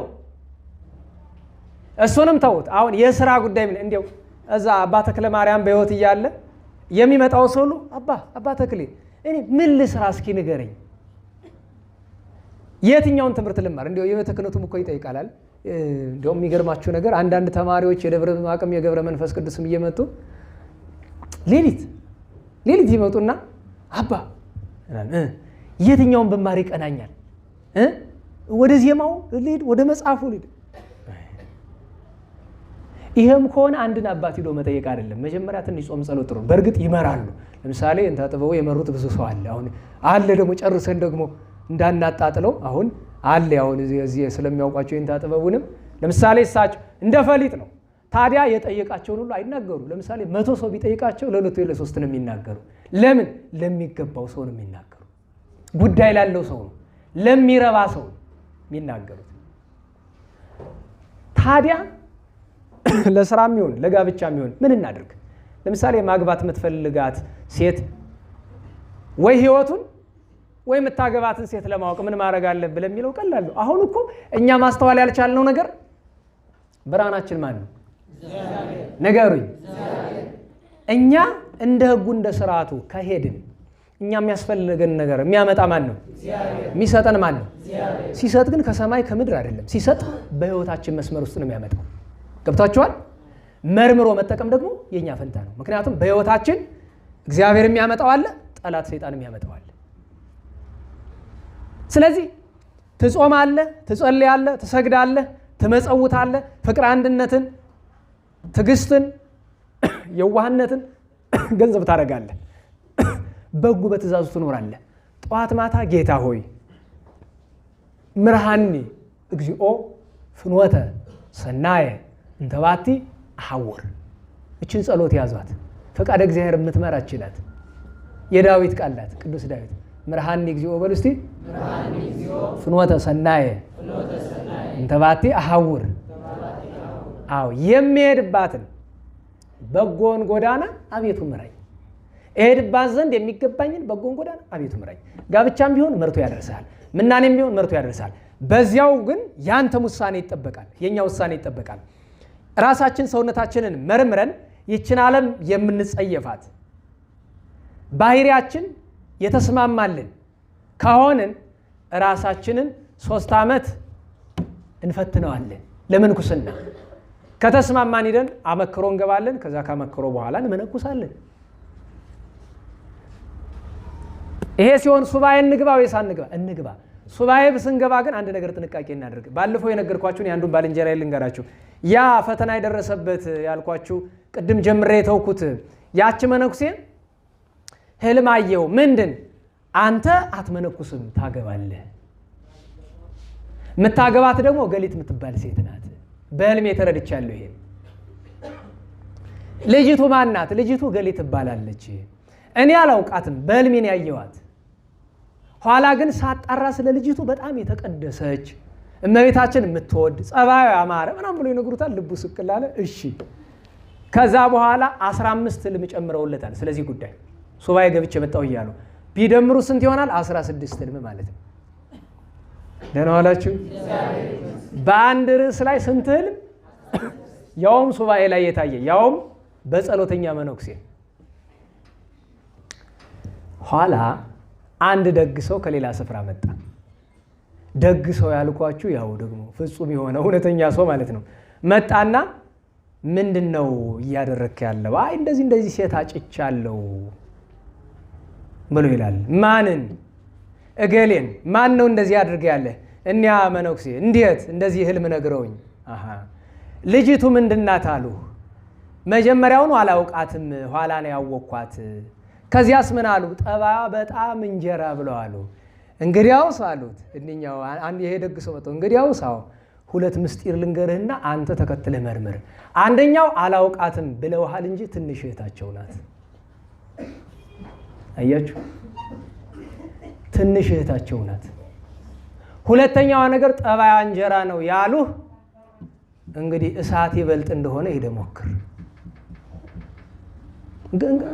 ይሄንን እኮ ያ ሰው የመጣው እኮ እንግዳ ነው ለሀገሩ፣ አያውቅም። ያው በእግዚአብሔር በሰጠው ስጦታ ነው። ግን ያኛው አገልጋይ ስለሆነ እንዲወድቅ አልፈለግም። ከዛ ሲያጣራ እውነትም ትንሽ እህት ናት። እሱ ብቻ ሳይሆን እኔን እጠይቃለ። የኔ ተማሪ ነች ልጅቱ። ማን ናት ስለው እገሌ። ኧረ ወላዲተ አምላክ ያስኳላ ሳስተምር አይደለም ከክፍሉ አልኳቸው። ከትምህርት ቤቱ እንደሷ ውሻ የለም። እዚች ጋር አረ ዝም ብለህ ያው ጋር ለመሳት ዝም ብለህ ታጥቀ መግባት ነው እንጂ። ከዛ ጨነቀው። ምን ያድርግ? ኋላ ምን ሲባል ሰማ። አይ እንደ አንድ አባት መጥተዋል ደግሞ ተባለ። ደግሞ ወደ ሌላ ፈተና ምንድነው? እሳቸው እውነቱን ይግለጡት በቃ ተብሎ እሳቸው ጋር ሰውየው ጋር ሲኬድ ወደ 12 ሞባይል ኪሳቸው አለ። ለምን አሜሪካ የሚመጣው እንዳገኛቸው ብሎ አዲስ ሞባይል ኪሳቸው ይከታል። ኪሳቸው ታውቋቸውናል። ባህር ዳር አካባቢ ወለሰነትና የሚባሉ እንዴት ያሉ ትልቅ ጋኔን ማለት ናቸው። የእውነቴን ነው፣ ስለማውቃቸው ነው። ያው ብዙዎቻችሁ አታውቋቸው መሰል። በፊት በጣም ዝነኛ ነበሩ። እሳቸው መጡ ከተባለ እንደ ዛሬው እንደ ወንቅ እሸቱ እንደ አዲስ አበባው ሰውዬ ምናምን ነው ግግር ነው የሚል ሰው። ዛሬ ዝናቸው ጠፋ መሰል እንጂ ወይ ለንስሐ በቅተው እንደሆነ አላውቅም። አይዞት አይዞ ማንጎላችቶ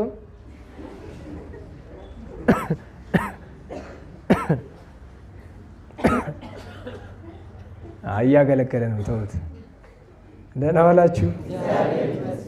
ከዛ መግባት እሳቸው ዘንድ ይዞ ጨንቆታል። ከዛ ገባና ዝና ሲያወሩለት እኔ ማን መሰልኩ? በጣም እኮ እንደው መላእክት ጋር ይነጋገራሉ እየተባሉ የሚወላል።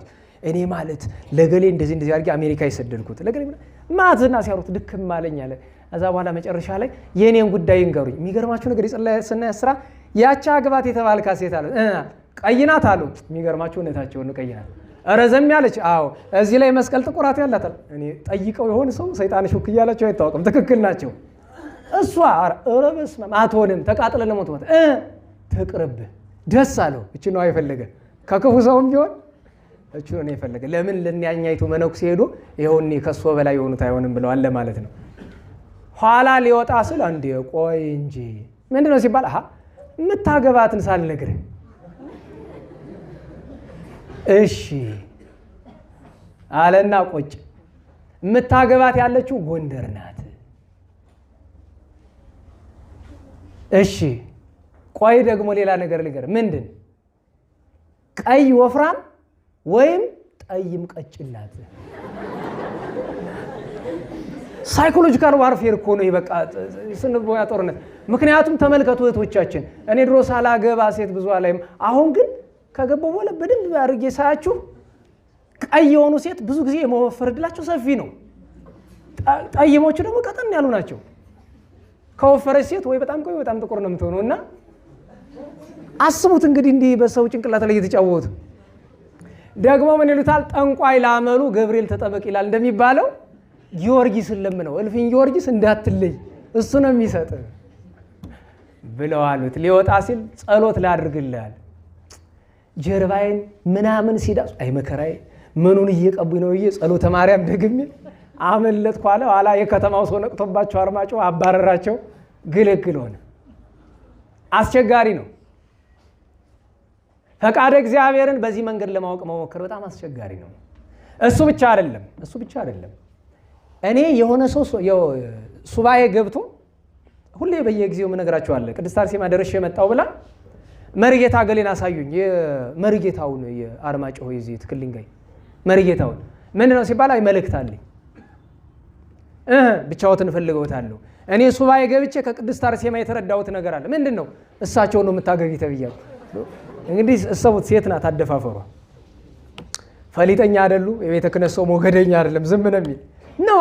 አይ ግሩም፣ እንዲህ ያለውን ደገኛ ነገር ሰቤት ነው መጫወት የሚገባ ብለው ወደ ቤታቸው ወሰዷት። ከፍተው ቁጭ ማነሽ እህቴ ምን ብለው በስም መጥራት። ወጣች። አሽከሮችንማ ወዲያ አምጪልኝ መጡ። 2 ናቸው 3 ልጆች። በሉ እዚህ ቆሙልኝ። ይኸውልሽ እህቴ እንግዲህ ማን እንደላከሽ ከወዴት እንደመጣሽ አላውቅም። እኔ ግን እቺ ወይዘሮ ገሌ ባለቤቴ ናት፣ እነዚህ ልጆቼ ናቸው። እንግዲህ እነሱን የት ጥዬ ነው የማገባሽ አንቺ። ወጣ ሩጫዋን ሄደች። እንዲህ ያለ ነገር አሁን ተገቢ ነው? አሁን ሰው በህልም ተረድቻለሁ አግባኝ፣ ለሴት ልጅ ውርደት ነው እኮ አግባኝ። ኧረ ወላዲተ አምላክ ሴት ልጅ እንዲያውም አንድ ጊዜ ስጠየቅ ኮራ ነው። ከዛም የእውነቴን ነው ትናቃላችሁ። መንፈሳዊ ባህላዊ ምክር ነው እንደ መጽሐፍ ቅዱስ ሳይሆን ባህላዊ ምክር ነው። አዎ መቼስ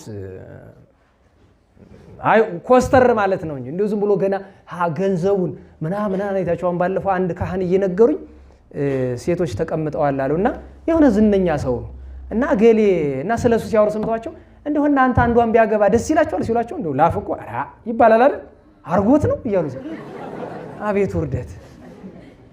ገንዘብ ስላለው ዝና ስላለው ምን ያደርጋል ታዲያ? ፈቃድ እግዚአብሔር ምንድነው ካልከኝ እግዚአብሔርን በጸሎት እየለመንክ ሱባኤም እንኳን ብትገቡ እግዚአብሔር ሆይ ቅድም ያልኳችሁን ምርሃኒ እግዚኦ ፍኖተ ሰናይ እንተ ባትያወር ጌታዬ ሆይ በጎይቱን የሚሄድባትን ጎዳና አንተ ምራኝ። ከዛ በመንገዳችሁ ላይ ለጋብቻ ይሆናል ብላችሁ የምታስቡት ሰው ጋብቻ ከሆነ ሐሳባችሁ ሰው ይመጣል አይደለም። እግዚአብሔርን በጸሎት እየለመናችሁ አባቶቻችን ካህናትን፣ ሊቃውንትን፣ መነኮሳትን ጸሎት ያዙልን፣ አስቡን፣ ጸሎተ ማርያም ደገሙልን ብላችሁ ከዛ ትጸልያላችሁ። ህሊናችሁ በዚያ ጉዳይ ከጸና ሽማግሌ ልካችሁ ታስጠይቃላችሁ። እስከዚህም ድረስ ፈቃድ እግዚአብሔር ይሁን። ፈቃድ እግዚአብሔር የሚታወቀው ተክሊል ላይ ተደረሰች ቀን። ተክሊል ከመድረሱ እኮ ከተወሰነ ቀናት በፊትም ሊቀር ይችላል። ስለዚህ ዋናው ልነግራቸው የፈለኩት ነገር ግን ቅዱስ ያዕቆብ ስለ ነገ ነው። ነገ እንደዚህ እናደርጋለን፣ እንነግዳለን፣ እናተርፋለን ምናምን እያለ ሰው ይትበሉ ለጌሰም ለነገ አትበሉ ጌታ በማቴዎስ ወንጌል በተራራው ስብከት በምዕራፍ 6 ያስተማረውን ትምህርት ረስተን ለነገ በጣም ብዙ ስንጨነቅ ስናጠራቅም እንውላለን። ጌታ ግን እንደሱ አላስተማረንም። ለነገ አትበሉ፣ ንስሐ ለነገ አትበሉ፣ መልካም ስራ ለነገ አትበሉ። ዛሬ ተራበ ሰው እያለ ለነገ ብላችሁ ገንዘብ አታጠራቅሙ። ዛሬ የተጎዱ ገዳማት የአብነት ትምህርት ቤቶች እያሉ ለነገ አትበሉ። እግዚአብሔር በድሆች ምክንያት ይፈርድብናል። ስለዚህ ቅዱስ ያዕቆብ ስለዚህ ነው ኢትበሉ ለጌሰም ያለውን በሌላ አንቀጽ ዘምትቤሉ መሰምረ እግዚአብሔር ቢፈቅድ ወሃየውነ በሕይወት ብንኖር ንገብር ዘንተ ይህንን እናደርጋለን አውዝክተ ያኛውንም ቢሆን እናደርጋለን በሉ ልትሉ ይገባል ይላል። ስለዚህ የትምህርቱ ማጠቃለያ ምን ሆነ? ፈቃደ እግዚአብሔር በሕጉ በስርዓቱ መኖር ነው። ደህና ዋላችሁ። የመጻሕፍት ቃላትና ሕግጋተ ቤተ ክርስቲያን የእግዚአብሔር ሕጎች ያዕቆብ በአንደኛ በዚሁ በመልእክቱ ምዕራፍ 1 ቁጥር 12 ላይ ኩኑ ፈጻሚያን ሕግ እንዳለው ሕግን መፈጸም የእግዚአብሔርን ሕግ መፈጸም እኛ በፈቃድ እግዚአብሔር ፈቃድ እግዚአብሔር ማለት ወይም በሌላ አነጋገር ልንገራችሁ እኛ ሕጉን ከሰራን እማን እጅ ላይ ያለ ነው? ንገሩኝ። የምንሄድበትን ነገር ሁሉ የሚመራን ማን ነው? እንሰናከላለን? ፈቃድ እግዚአብሔር ማለት ይሄ ነው። ሰው ኃጢአት እየሰራ የእግዚአብሔርን ሕግ እየተከተለ ካልሆነ ሰይጣን እጅ ላይ ነው ያለው። እሱ ነው የሚመራው። ሱባኤ ብትገባ አባት ገሌን ብትጠይቅ ምናምን ገድል ከመግባት አትመለስም። በነገራችሁ ላይ ሱባኤ ገብተን ከአባቶች ተረድተን ብለው ጋብቻ ውስጥ ገብተው የተፋቱ ሰዎች ያውቃሉ። የሚገርማችሁ ነገር በህልም ተረድተን ብለው እዚሁ ጎንደር አዘዞሉ አሁን በጣም ብዙ ዓመት ሆኗል። እርግጠኛ ነኝ እነሱም በአካባቢ የሉም። በጣም ጠንካራ ልጆች ናቸው ተብሎ በህልም ተረዳን ብለው ተጋቡ፣ ወለዱ። ልጠይቃቸው ሲሄድ ወይኔ አለኝ እሷም ወይኔ አለች። ለምን ስላቸው ልጅ መውለድ አልነበረብንም አሉ። ለምን ስላቸው ዘመነ ሰማዕታት ስለደረሰ አብረን ሁለታችንም እንሰዋ ነበር አሉ። አይ እቺ ጠጅ እንደው አስቸጋሪ ናት። በጠጅ ተጀመረች ብዬ በስንተኛ ወር ነው ጋብቻው ተፈትቶ ቀረ። ሰው ያለ አቅሙ ስለ ሰማዕትነት ያወራል፣ በህልም እየተመራ ማለት ነው። ህልምን እናቆይ ያልኩ አይደለም፣ እንጠንቀቅ። ፈቃደ እግዚአብሔር ማለት ሕጉ ስርዓቱ ነው። በሕጉ እንሂድ። ቀሪው ነገር የማን ስራ ነው? ነገሩኝ። ኧረ በደንብ እኛን አይደለም ጋብቻ መነኩስና ወይም በጋብቻ ውስጥ ማን እናግባ ምናምን የሚለው መከራ የሌለበት ህይወት የለም። በነገራችሁ ላይ ፈቃደ እግዚአብሔር ጠየቅን ብለን የምናገባ ሴት አትፈትነንም ማለት አይደለም። የፈለክ ብትሆን ከፈተና ማምለጥ አትችልም። መከራ የሌለው ህይወት የለም።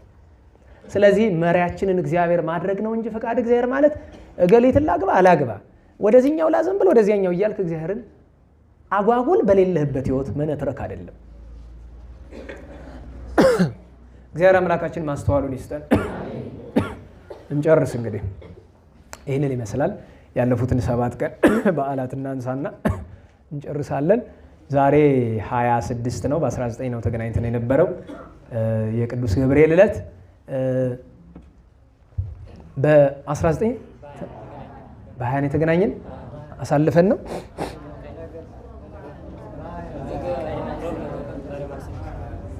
ነው በ20 ስለዚህ 20ንም አይተናል። ከ21 እንጀምር። በ21 ከእመቤታችን ቅድስት ድንግል አምላክ ማርያም ጋር አባታችን ቅዱስ ይስሐቅ ነበረ። ቅዱስ ይስሐቅ ማለት የዛሬ 1000 ዓመት በ10ኛው መቶ ክፍለ ዘመን በኢትዮጵያ በዛግዌ ሥርወ መንግስት ገና ዛግዌ ሥርወ መንግስት እንደጀመረ በግብፅ ከነበሩ ደጋግ ሰዎች አንዱ እሱ ነበረ። ይሄ ቅዱስ ሰው ቤተክርስቲያን ውስጥ እዛው ግብፅ አንዱ ገዳም ላይ ስራ ክፍፍል ሲደረግ መቼስ ልክ እንደናባ ነካሮ ስራ ክፍፍል ሲደረግ ሰው ይፈልጋታል። ለምሳሌ ከመንፈሳዊ አገልግሎት ሰው እንዲሁ አቅሙ ካለው የሚፈልግ ምንድነው? ሰባኪነቱን፣ መድረክ መሪነቱን፣ ዘማሪነቱን። ከቤተክርስቲያንሳ ለምሳሌ ምረጥ ቢባል መጀመሪያ ሰው የሚመርጥ አገልጋይ አለቅነት ነው አይደለም? አለቃ መሆን አስተዳዳሪ መሆን አይደለም? እውነት ለመናገር ከዛ ቀጥሎ ምንድን ሲባል ጸሐፊ ያለ ሁሉ ሰው የማይፈልጋት ምንድናት? የጥበቃ ስራ አይደለም? ለምን? የተናቀች ናት በዘመናችን። ግን እውነት ለመናገር ጥበቃን የመሰለ ስራ የለም። ጥበቃ የማን ስራ ነው? የመላእክት ስራ። እንደ መልአኩን ብትባል ታዲያ ሁሉ ሌላውን ሲመርጥ አባ ይስሐቅ ምን መረጠ? እኔ በር ከፍታለሁ፣ ዘጋለሁ፣ ደወል እደውላለሁ አለ። ለጥቅሙ ነው። እሺ ብለው ቁልፍ ሰጡት።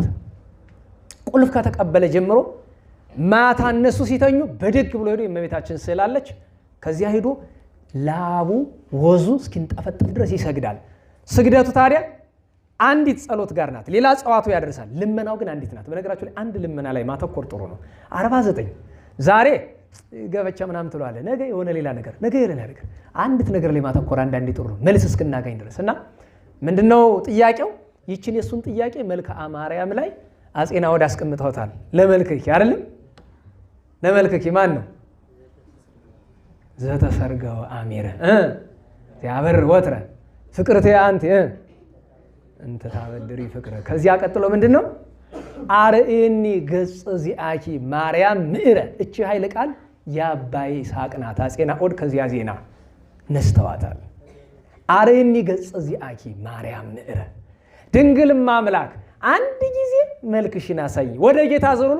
ጌታዬ ድንግል ማርያም እናትን አንድ ጊዜ አሳየኝ። ይቺ ናት ልመናው። በየዕለቱ ድፍን ዓመት እየጸለየ 7 ዓመት ቆየ፣ ሙሉ ሌሊት እየሰገደ። ታዲያ ከ7 ዓመት በኋላ ታኅሳስ 21 ቀን ሰላም ለማርያም ዘረከበት ዘራ እንበለት ሰቀይ ጠለ ወንበለት ስተይነቃ በዛቲ ዕለት ሶበ ጸለየ ጥቡአ ለይስሐቅ አስተራየቶ ማይቆና ሐወጽያን የሚለው እምጸዳለ መብረቅ ጥቀን ዘጸድል ስባ ያለው ይሄንን ነው። ከዚያ ከስዕል አድኖ ወጥታ ከመብረቅ 7 እጅ አብርታ ተገልጸችለት። መጀመሪያ በድንጋጼ እንደሻሽ ተነጸፈ። አነሳቸው። ወዳጄ ደስ ይበል ፈቃድን ፈጸምኩልህ አለችው። ደስ አለው። የሰማይ ምድር ንግሥትን አየ። ለምነኝ ሌላስ ምን ላድርግልህ አለችው። እመቤቴ አንቺን ባየሁበት ተመልሼ ዓለሙን እንዳላየው ውሰጂኝ፣ ለዘላለም አንቺ ጋር ልኑር አላት። 3 ቀን ታገሰኝ አለችው። በቅዱስ ዳዊት በዓል ቅዱስ ዳዊትን ይዛ መጣ ወስደዋለች። በ23 ረፍቱ ነው አባ ይስሐቅ የዚያን ቀን። ሌላኛው የዚያን ቀን በዓል ቅዱስ በርናባስ ነው። ደህና ዋላችሁ። ይህን ስም ስጠራ አንዳንዴ ትንሽ ይከፋኛል በእውነቱ። በአንዳንድ ምክንያት ያው ሊቃውንት ያውቁታል። አንዳንዴ ልክ ቅዱስ ጳውሎስን ታውቃላችሁ አይደለም? ጳውሎስ ብርሃነ ዓለም ሐዋርያውን ራዎ በሉ በደንብ አይደለም? መልካም። ግን በ3ኛው መቶ ክፍለ ዘመን በዚህ ስም የሚጠራ መናፍቅ ነበረ። ሳሚሳጥ የሚባል ሀገር ላይ የተነሳ ጳውሎስ የሚባል በጣም አስጨናቂ ነበረ። በዘመናችንም ያው በርናባስ የሚባል መናፍቅ ስላለ ነው። አላስችል እያለ ነው እንግዲህ ያው አልፎ አልፎ ወርወር እያደረግን ነው። ቅዱስ በርናባስ የጥንት ስሙ ኢዮስጦስ፣ ኋላ ዮሴፍ፣ ኋላ በርናባስ ብሎታል ጌታ። በርናባስ ብሂል ወልደ ኑዛዜ የመጽናናት የመረጋጋት ልጅ። ግዕዙ ምን ይለዋል? ወልደ ፍስሐ የደስታ ልጅ። በምስጢር ሊቃውንት ግን ምን ብለው ተርጉመውታል? ወልደ ኑዛዜ ወልደ መናዘዝ አለ ወልደ መንፈስ ቅዱስ ቢለው ነው፣ ወይም ማኅደረ መንፈስ ቅዱስ ሲለው ነው ይላሉ። በርናባስ እንዴት ያለ ደግ ሰው! ስለ ቅዱስ በርናባስ አንደኛ ከ12 ሐዋርያት ሊቆጠር ከማትያስ ጋር ዕጣ ተጣጥሎ ነበረ። የለም መንፈስ ቅዱስ አልፈቀደም። ግን ቅዱስ በርናባስ በጣም የሚታወቀው ሀብት ንብረትን በሐዋርያት እግር አመጥቶ ለመጀመሪያ ጊዜ ሙሉ ሀብቱን በምናኔ ያስረከበ። ከዚያ በኋላ ጠቅላላ የዛ ዘመን ክርስቲያኖች ያንን አድርገዋል። ስለ ቅዱስ በርናባስ ግን በሐዋርያት ሥራ ምዕራፍ 11 ላይ ያለው እኔ ሁልጊዜ ታስታውሱ ከሆነ እችን ነው የማነብላችሁ። በጣም በቂ ናት። እንዴት ያለ ቅዱስ ነው በርናባስ አባታችን! የቅዱስ ጳውሎስም የቅዱስ ማርቆስም ዘመድ የሆነ ቅዱስ ማርቆስ ገንዞ የቀበረው ቆጵሮስ ወይም ዛሬ ሳይፕረስ የምትባለው ሀገር ላይ ተወልዶ ያደገ ጌታችንን የተከተለ 3 ዓመት ከመንፈቅ የተማረ በዘመነ ሐዋርያት ፍጹም አገልግሎትን ያገለገለ ይሄ ቅዱስ ሰው እንዴት እንደነበረ እንዲህ ይነግረናል። በሐዋርያት ሥራ በግብረ ሐዋርያት ምዕራፍ 11 ቁጥር 22 ጀምሮ እንዲህ ይላል። የሰማችሁኝ ነው? ስለ እርሱ የተነገረውም ይህ ነገር በኢየሩሳሌም ባለችው ቤተክርስቲያን ዘንድ ተሰማ። ከላይ ሌላ ታሪክ ስላለው ነው። ይሄ እንግዲህ በአንጾኪያ ያለችው ቤተክርስቲያን በኢየሩሳሌም ሲሰማ በርናባስንም ወደ አንጾኪያ ላኩት ይልና በሞቴ ስሙኝ እንዳታመልጣችሁ ማለት እኔ አንዳንድ ጊዜ እኔ አንብቤ ከገረመኝ እናንተም እንዲገርማችሁ ስለምፈልግ ነው። አልገረማችሁም አልሰማችሁኝም ማለት ነው። በርናባስንም ወደ አንጾኪያ ላኩት። በደረሰ ጊዜም የእግዚአብሔርን ጸጋዬና ደስ አለው ይላል። ደህና ዋላችሁ። ክርስቲያኖች በዝተው አምነው እምነታቸው ፍጹም ሆኖ አይቶ የእግዚአብሔርን ጸጋ ባየ ጊዜ ደስ አለው። በፍጹም ልባቸውም በእግዚአብሔር ጸንቶ ይኖሩ ዘንድ መከራቸው ይልና እንደ ልብ በሉ፣ አብራችሁኝ በሉ፣ ደግ ሰው በሉ፣ መንፈስ ቅዱስ ያደረበት ሃይማኖተኛም ነበርና እንደው በእውነቱ እንዲህ ብሎ መንፈስ ቅዱስ ራሱ ያመሰገነው ሰው ነው። እኔ ሁል ጊዜ በቃ ስለ ቅዱስ በርናባስ ከማስተምር ይልቅ እነዚህን ቃላት ማንበብ ይቀለኛል። ደግ ሰው፣ ደግ ሁለት ትርጉም አለው። አንደኛ ርኅራኄውን ቸርነቱን፣ ሁለተኛ ታላቅነቱን። ደግ ማለት ትልቅ ማለት ነው። ፍጹም ታላቅ ሰው። ከዛ ቀጠለ ደግሞ ምን አለ? መንፈስ ቅዱስ ያደረበት። ልብ በሉ ሐዋርያት በሙሉ መንፈስ ቅዱስ ያደረባቸው አይደሉ? ግን የእሱ ለየት ያለ ሀብት እንዳሉ ደግሞ እየነገር መንፈስ ቅዱስ ያደረበት። ኋላ ምን አለ? ሃይማኖተኛ ነበረ። ምን ማለት ነው? ፍጹም በእምነቱ ፍጹም የሆነ ሰው። እመኛለሁ እንደነ ቅዱስ በርናባስ ያሉ ቅዱሳን የምናከብርበት ቤተ ክርስቲያን እንደው ምዕራፈ ቅዱሳን የሚባል አንድ ደብር እኮ ብታንጹ ደህና ዋላችሁ። አንድ ደብር ታንጹና ምዕራፈ ቅዱሳን ወይም ታቦተ ቅዱሳን ይባላል። እዚያ በቃ ዓመት እስከ ዓመት የማይታወቁ ቅዱሳንን ማክበር ነው ነበር። በርናባስ ሲደርስ የቅዱስ በርናባስ ደብር ነው እሱ ራሱ አላ ቅዱሳን ማለት ነው። እንዲህ ማድረግ ይቻል ነበረ። እግዚአብሔር አምላካችን በረከቱን ያሳድርብን። በፍጻሜው ለሰማዕትነት ነው የበቃው። እዚያ ወገኖቹ ናቸው የገደሉት። በ22 የእመቤታችን የተአምር በዓል ነው። ተአምረ እግዝእትነ ማርያም ያን ቀን የሚታሰብ። ስለ ተአምረ ማርያም 2-3 ማስታወሻ ብቻ ልስጣችሁ። ተአምረ ማርያም በቤተክርስቲያናችን በጣም ትልቅ መጽሐፍ ነው። ጠላት ነገረ ክርስቶስን ለማጣፋት ነገረ ማርያምን ለማጣፋት ተአምረ ማርያምን ለማጣፋት የሚፈልጉት። እኔ የሚገርማችሁ ነገር ተአምረ ማርያም ዛሬ ያሉ ፓስተር ነኝ ምናምን የሚል የደንቆሮ ስብስብ ተአምር እንሰራለን ይላሉ አይደለም? ደህና ዋላችሁ። ተአምር እንሰራለን ይላሉ አይደለም? ልክ አንድ ፓስተር ነው እንደው ተአምር መስራት ሰለቸው መሰለኝና ደቡብ አፍሪካ ነው። ኋላ ምን አለ? እኔ የኢየሱስ ክርስቶስን የጾም ሪከርድ ሰብራለሁ። ጌታ ስንት ቀን ነው የጾመው? እኔ 41 ቀን እጾማለሁ ሪከርዱን ሰብራለሁ ብሎ አለ። ፉክክር ከማን ጋር? ረስቶት ነው እንጂ እኮ ዓለም ከተፈጠረ ዘመን ከተቆጠረ እግዚአብሔር በልቶ ያውቃል። እንዲያው አይባልም ነው የፈሊጥ አነጋገር ነው እንጂ እኮ እግዚአብሔር ዓለም ፍጥረት ጀምሮ ዓለም ሳይፈጠርም ያው ጾመኛ ነው እኮ መስሎታል። ኋላ ዝጉብኝ አለ፣ ዘጉበት። በ30ኛው ቀን ደርቆ ተገኘ እዚያው አስከሬን ፈርዶበታል። እዚያው ጥሩ ነው። የዚህማ ሸክፎታል። እባቡን ሳሩን እያስበሏቸው እናንተ የሚገርማችሁ ነገር ናይጄሪያ ውስጥ ነው ጋና ውስጥ በተመሳሳይ ቀን ካልተሳሳትኩ 16 ሴቶች ወለዱ። በአንድ ቀን አንድ ፓስተር 16 ሴት አስረግዞ ማለት ነው። ምክንያቱም ከኔ ጋር አብራችሁ ካደራችሁ ነው ጸጋ የሚበዛላችሁ እያለ በቀን 16 ከሆነ ስንት እንዳበላሸ ሴት ተሰቡት። ይሄንን አሁን በነገራችሁ ላይ ፕሮቴስታንት ማለት ምን መሰላችሁ? እንስሳ ማለት ነው። ፕሮቴስታንት ማለት እንስሳ። ዘይት መርካቶ ይገዛና ብልቃጧን 5 ሺህ የሚሸጧት ማን የባረከው እየተባለ ነብዩ ገሌ። ነብዩ የሚባለው ማን ነው? ያ ቆሻሻ ፓስተር ነው የሚለው ማለት ነው። ቆሻሻው አይምሮ የቆሸሸ፣ ልቡ የቆሸሸ፣ አፉ የቆሸሸ። ታዲያ እሱን ዘይት ይገዛልሃል ሄዶ አሜን ይልላል። እዛ ቁጭ ብሏል። እኔ የእግዚአብሔርን ቃል ስናገር እናንተ አትሉም አይደለ? ኧረ ደንብ አትሉም የሚቀርብኝ ነው የሚሻል። አንዳንዴ ሰው በጣም አሜን ሲል ደግሞ የነሱ ትዝ ይላል። ምክንያቱም በካራቴ ሰይጣን እናስወጣለን ይላሉ አይደል? በጫማ ጥፊ በቃ አናቱን ትለዋለህ። እኔ እኮ በካራቴ የሚወጣ ሰይጣን እንዴት ያለ ሰይጣን ነው ግን በሆኑት።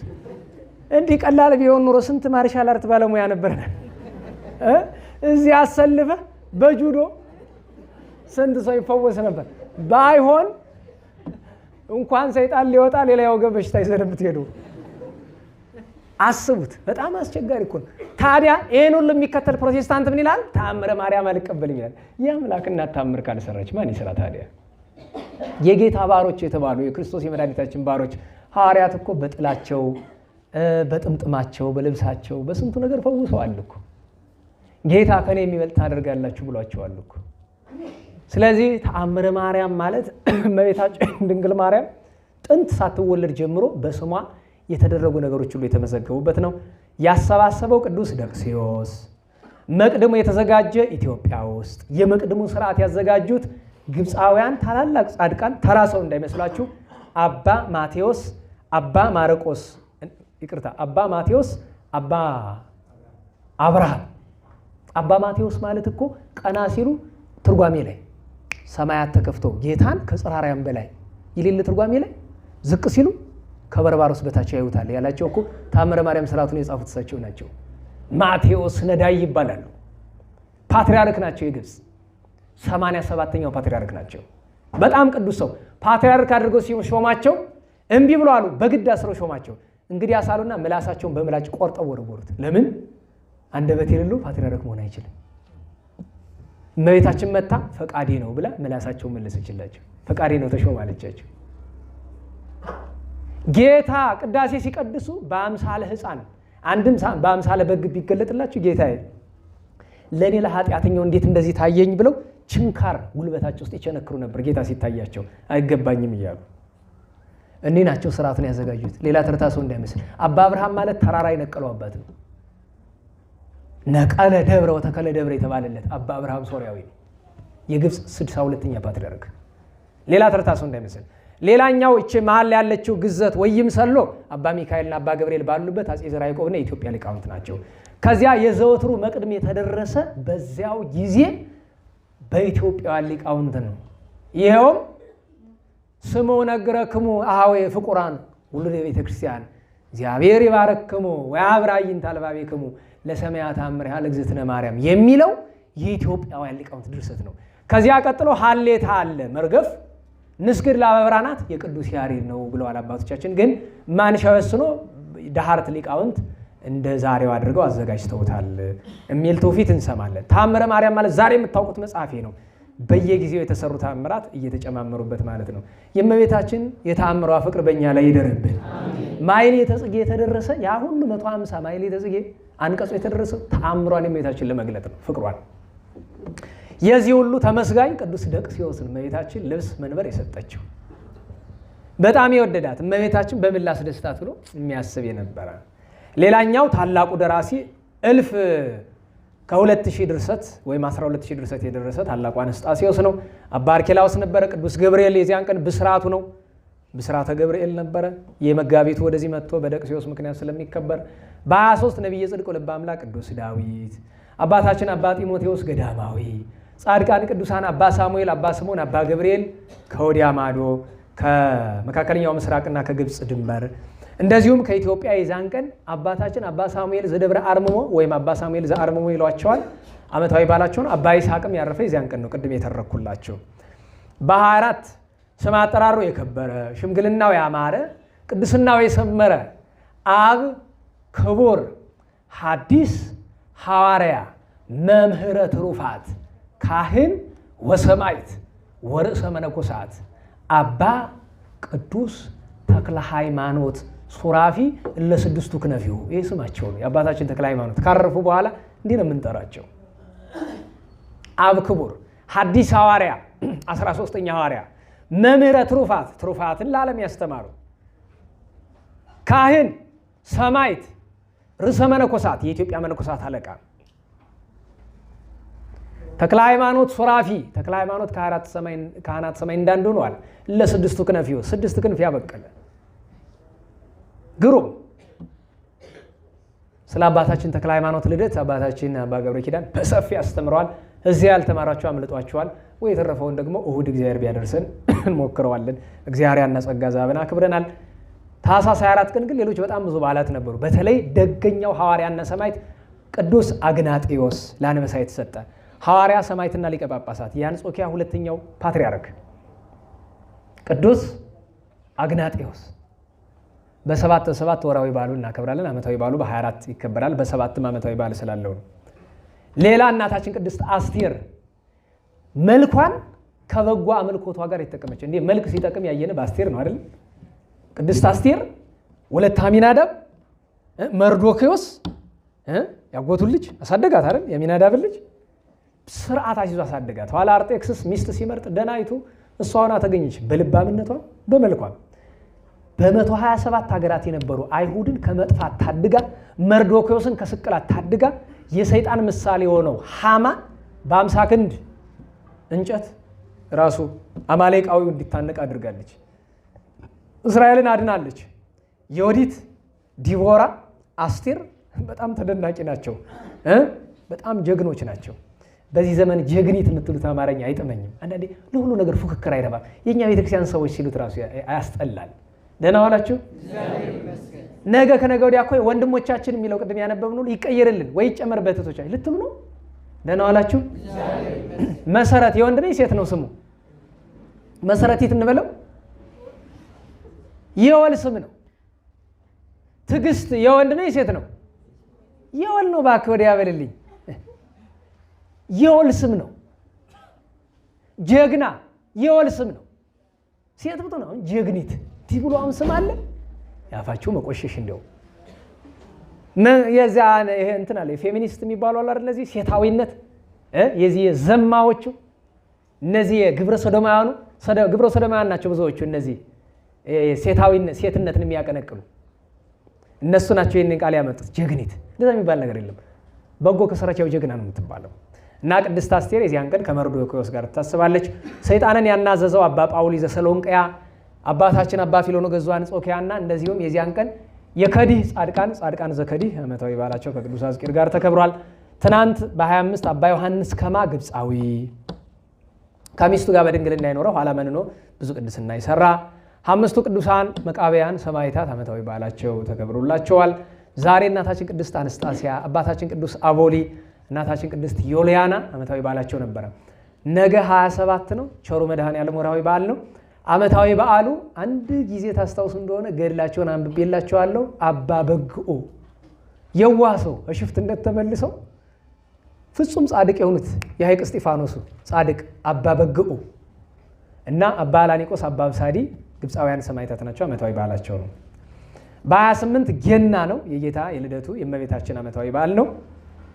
ቅዱስ ጳውሎስ ሶርያዊ የዚያን ቀን ዓመታዊ በዓሉ ነው። በ29 የጌታችን ልደት ጋር ታላቁ አብሳዲ ደብረ መጉና ታውቃላችሁ? መጉና ርዕሰ ገዳማት ደብረ መጉና አርማጭሆ ታች አርማጭሆ ያለው ትልቁ ገዳም የዚያ ገዳም አጥኚ ጠፍኖ ከነበረበት ዳግመኛ የመለሱት ማን መሰላቸው? የመሰረተው ምኒልክ ቀዳማዊ እኮ ነው የመሰረተው ገዳሙን። አታውቁም? 3000 ዓመቱ ነው። ደብረ መጉና ማህበረ በኩር የሚባል ታቦት ያለዛ ነው። ማህበረ በኩር ነሐሴ 10 አለ የሚከበር እዚያ ነው። ታላቁ አብሳዲ ረፍታቸው ነው። በአጤ ፋሲል ዘመን ነው ያረፉት። እድሜያቸው 482 ነው። የዚያን ቀን ሌላ ቅዱስ ላሊበላ ልደቱ ነው። ሰማዕታት አክሚም፣ ቅዱስ ቆሪል፣ ታላቁ ነቢይ ቅዱስ ኢያሱ፣ በጣም ብዙ ቅዱሳን ልደታቸው የሚከበር የዚያን ቀን ነው። ገብረ መንፈስ ቅዱስ ለምሳሌ ዓመታዊ በዓላቸው ነው፣ ልደታቸው ነው።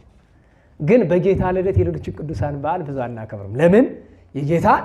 የጌታ ነው። ስለዚህ ሌላ ተለዋጭ ቀን ነው የምንሰጣችሁ። ካልሆነ ደግሞ ደረብ አድርገን የጌታን ካከበርን በኋላ በተጨማሪ በጸሎትም በመጽዋትም ግን አብሮ ማክበር ይቻላል። ግን ቅድሚያ ለማን? ለጌታ ልደት። ከዚያ ቀጥሎ ለነሱ ደግሞ እንሰጣለን። ሌሎች ቅዱሳን አሉ።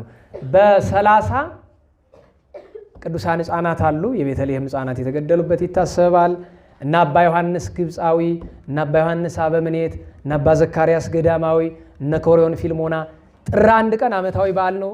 ቅዱስ እስጢፋኖስ ሊቀ ዲያቆናት ወቀዳሚ ሰማዕት ሰማዕትነቱ፣ ዲዮስቆሮስ ሰከላቢዎስ ሰማዕታት፣ እነ ለውንዲዮስ። ያን ቀን ከኢትዮጵያውያን ጻድቃን አባ ዮሐንስ ከማ የደብረ ሊባኖስ ቅድም ያልኳቸው የግብፁን ነው።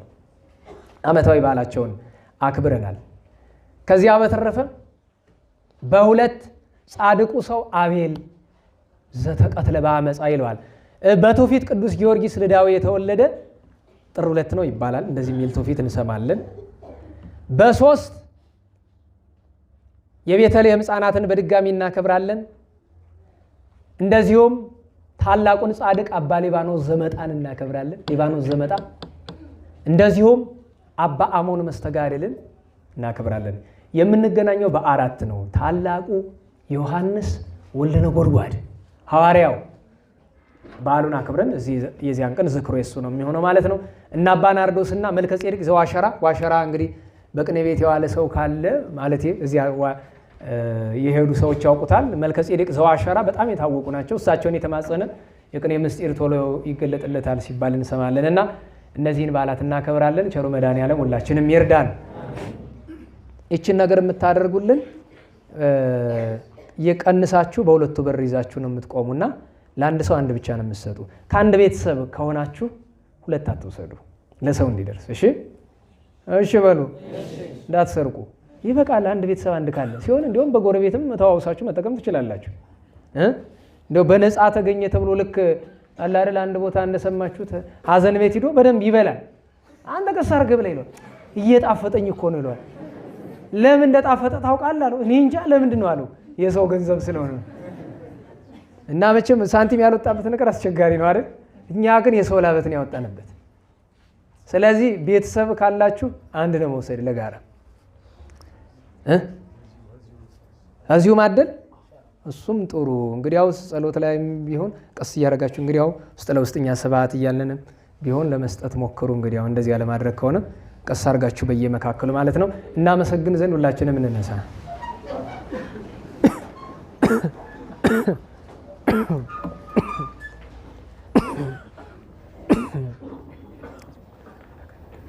ስብሐት ለአብ ስብሐት ለወልድ ስብሐት ለመንፈስ ቅዱስ ስብሐት ለአብ ስብሐት ለወልድ ስብሐት ለመንፈስ ቅዱስ ስብሐት ለአብ ስብሐት ለወልድ ስብሐት ለመንፈስ ቅዱስ ስብሐት ለእግዝእትነ ማርያም ድንግል ወላዲተ አምላክ ስብሐት ለመስቀለ እግዚእነ ኢየሱስ ክርስቶስ ክርስቶስ በምሕረቱ ይዘከረነ አመዳግም ምጽአቱ እያስተፍረነ ለሰብሖተ ስሙ ያንቀሃነ ወበአምልኮቱ ያጽንዓነ እግዝእትነ ማርያም አይርጊ ጸሎተነ ወአስተስሪ ኩሎ ኃጢአተነ ቅድመ መንበሩ ለእግዚእነ ለዛብልዐነ ዘንተ ህብስተ ወለዘአስተየነ ዘንተ ጽዋዓ ወለዘሰርዓ ለነ ሲሳየነ ወአራዘነ ወለዘተአገሰ ለነ ኩሎ ኃጢአተነ ወለዘወሃበነ ሥጋሁ ቅዱሰ ወደሞ ክቡረ ወለዘአብጽሐነ እስከ ዛቲ ሰዓት ወለወላዲቱ ድንግል ወለመስቀሉ ክቡር ተአኩቶ ይሰብሐ ስሙ ለእግዚአብሔር ወትረ በኩሉ ጊዜ ወበኩሉ ሰዓት ስብሐት ለአብ ወወልድ ወመንፈስ ቅዱስ ይእዜኒ ወዘልፈኒ ወለዓለመ ዓለም አሜን። አውሎግሶን አውሎግሶን አውሎግሶን በእንተ አብ ወወልድ ወመንፈስ ቅዱስ አቀበት ለወጡ ቁልቁለት ለወረዱ ርትብለት የሰባቸው ደረቅ ለነደደባቸው ለረዱ ለተራዱ ለዘከሩ ላዘከሩ ስመ እግዚአብሔር ስመ ማርያም ድንግል ስመ ቅዱሳን ለጠሩ ሁሉ እግዚአብሔር አስበ ቅዱሳን ይሰብልን። ጸሎተ እግዝእትነ ማርያም እንበል። ሰላም ለኪ እንዘንሰግድ ንግሥተ አድኅኖ ማርያም ምንን አስተበቋኪ ማርያናዊት ማይጸነብኪ በእንታናምኪ ውያቄማቡኪ ማይበረኔዮም ድንግል ባርኪ ጸሎተ እግዝእትነ ማርያም ድንግል ወላዲተ አምላክ ታቤው ነፍሴ ለእግዚአብሔር ወትታሰይ መንፈሴ በአምላኬው መድኃኔ እስመ ርኅመ ማላመቱ ናሁ ሚዜስ ያስተበጽኡኒ ኩሉ ትውልድ እስመ ገብረ ሊተ ኃይል አብያተ ወቅዱስ ስሙ ሳይሉኒ ለትውልድ ትውልድ ለለ ይፈርዎ ገብረ ኃይል በመዝራይቱ ወዘረውም ለለ ያብዩ ሕሊና ልቦሙ ወነሰቶሙ ለኃያላን መናብርቲሆሙ አይቤሆሙ ለትሑታኑ አጽገቦሙ በረከቱ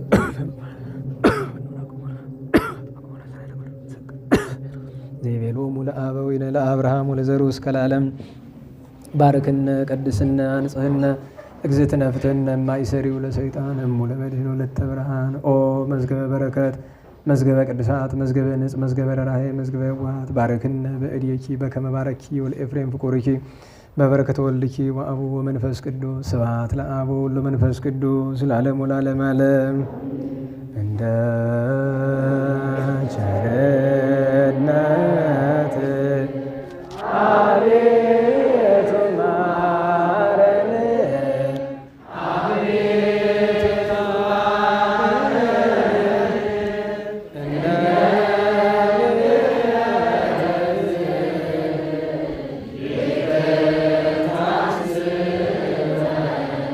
ይቅር ታስጠን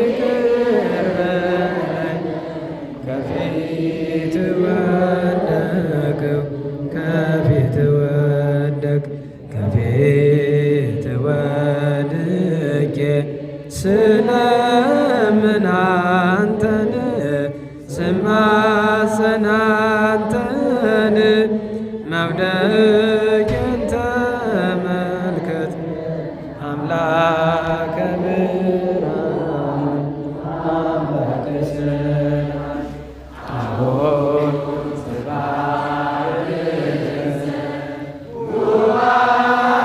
ጉባኤያችንን ጸሎታችንን ጌታ ሆይ ላክልን መንፈስ ቅዱስ ድንግል ማርያም አሁን ትጠብቅ ዘንድ አገራችንን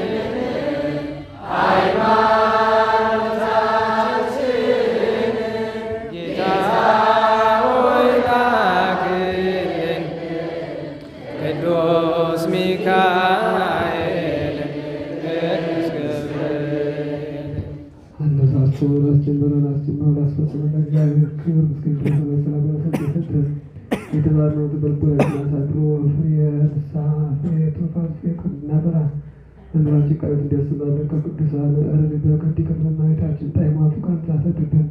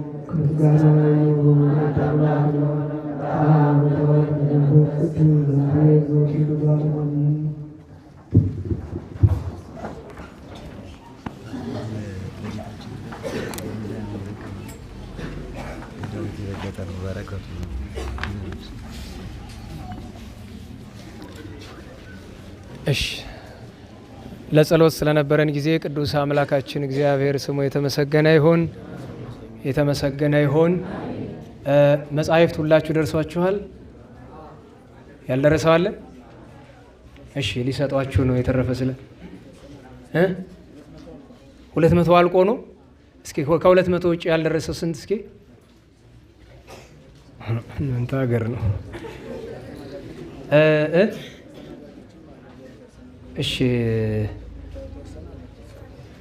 እሺ ለእናንተ ያልደረሳችሁ ሰዎች ብቻ እናንተ አትውጡ። ያልደረሳችሁ እስኪ ከየት እስከ የት ነው?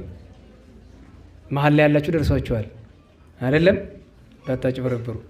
ስለዚህ እናንተ ያልደረሳችሁ ብቻ ቆዩ፣ ለእነሱ አምጡላቸው። እንግዲህ ያው ተጨማሪ ልታከስሩ ነው በቱም ማለት ነው። እናንተ ገዝታችሁ በተጠቀሙ እዚህ ሁሉ አይደርስም ነበረ። እንግዲህ እስቲ ቸሩ መድኃኔዓለም ሁሉን ለቸርነቱ ያደርግልን።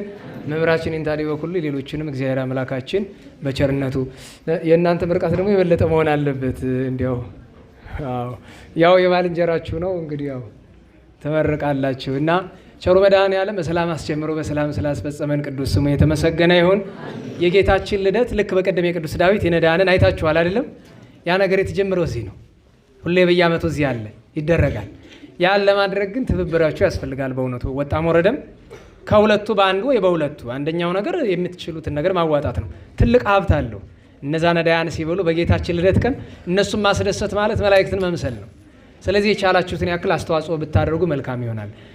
እሱም አይቻላችሁ ከሆነ ደግሞ ያን ቀን መታችሁ በማስተናገድም ቢሆን ያን ማድረግ ትችላላችሁ። እንዳትረሱ ነው። አንድ በሬ ነዳያንም እንዳይዘነጋ። እንቅፋት ሳይመታን እሾህ ሳይወጋን ኃጢአት ሳይሰለጥንብን በደልም ሳይገዛን የብርሃን መላእክት በቀኝ በግራ በፊት በኋላ እየጠበቁን ለጊዜ ወደ የቤታችን ለፍጻሜው ተስፋ ወደምናደርጋት መንግሥተ ሰማያት ከተከፈተች ገነት ከተነጠፈች ረፍት ከአባቶቻችን ርስት ሁላችን በሰላም ያድርሰን። ብርሃነ ልደቱን ይግለጥልን። ብርሃነ ልደቱን ይግለጥልን። በሶስት የበዓታ የሊቃውንት ምርቃት ስላለ ሁላችሁም ተጋብዛችኋል። 3 ምን ቀን ነው? ማክሰኞ ነው። ሁላችሁም ተጋብዛችኋል። የአቋቋም ምስክርነት የተመረቁ እዚያ በአቋቋም ትምህርት ቤት የተመረቁ ደቀ መዛሙርትን ሄዳችሁ በረከት እንድትሳተፉ አደራ ብሏቸዋል። የእንታ ክቡር መሰሉኝ። ያው አጠቃላይ በእሳቸው ስም አይደለም የመጣው፣ ግን መልእክቱ የእሳቸው እንደሆነ ይታወቃል። ያ ጥሪ አለ። ስብሐት ለእግዚአብሔር ልዑል ወለወላዲቱ ድንግል ወለመስቀሉ ክቡር ዕፀ ሣህል አሜን።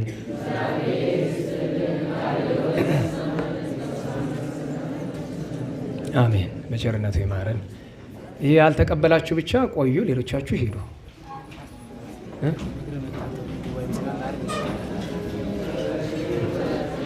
ጸጋ ነሣኢነ ወሕይወተ ረከብነ ጸጋ ነሣኢነ ወሕይወተ ረከብነ በኃይለ መስቀሉ ለኢየሱስ ክርስቶስ በኃይለ መስቀሉ በኃይለ መስቀሉ ለኢየሱስ ክርስቶስ በኃይለ መስቀሉ ኪያከ እግዚኦ ነአኩት ወንሴብሐከ እግዚአብሔር ኪያከ እግዚኦ ነአኩት ወንሴብሐከ ጸጋን ተቀበል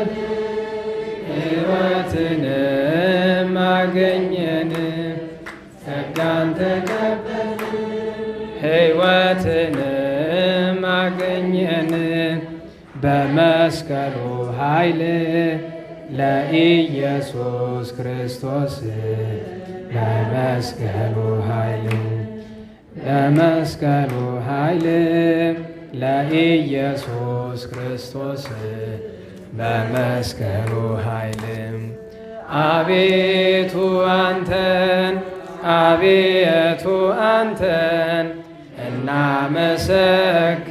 እናመሰግንሃለን እግዚአብሔር አቤቱ አንተን አቤቱ አንተን እናመሰግንሃለን እግዚአብሔር። በቸር ያሳድረን።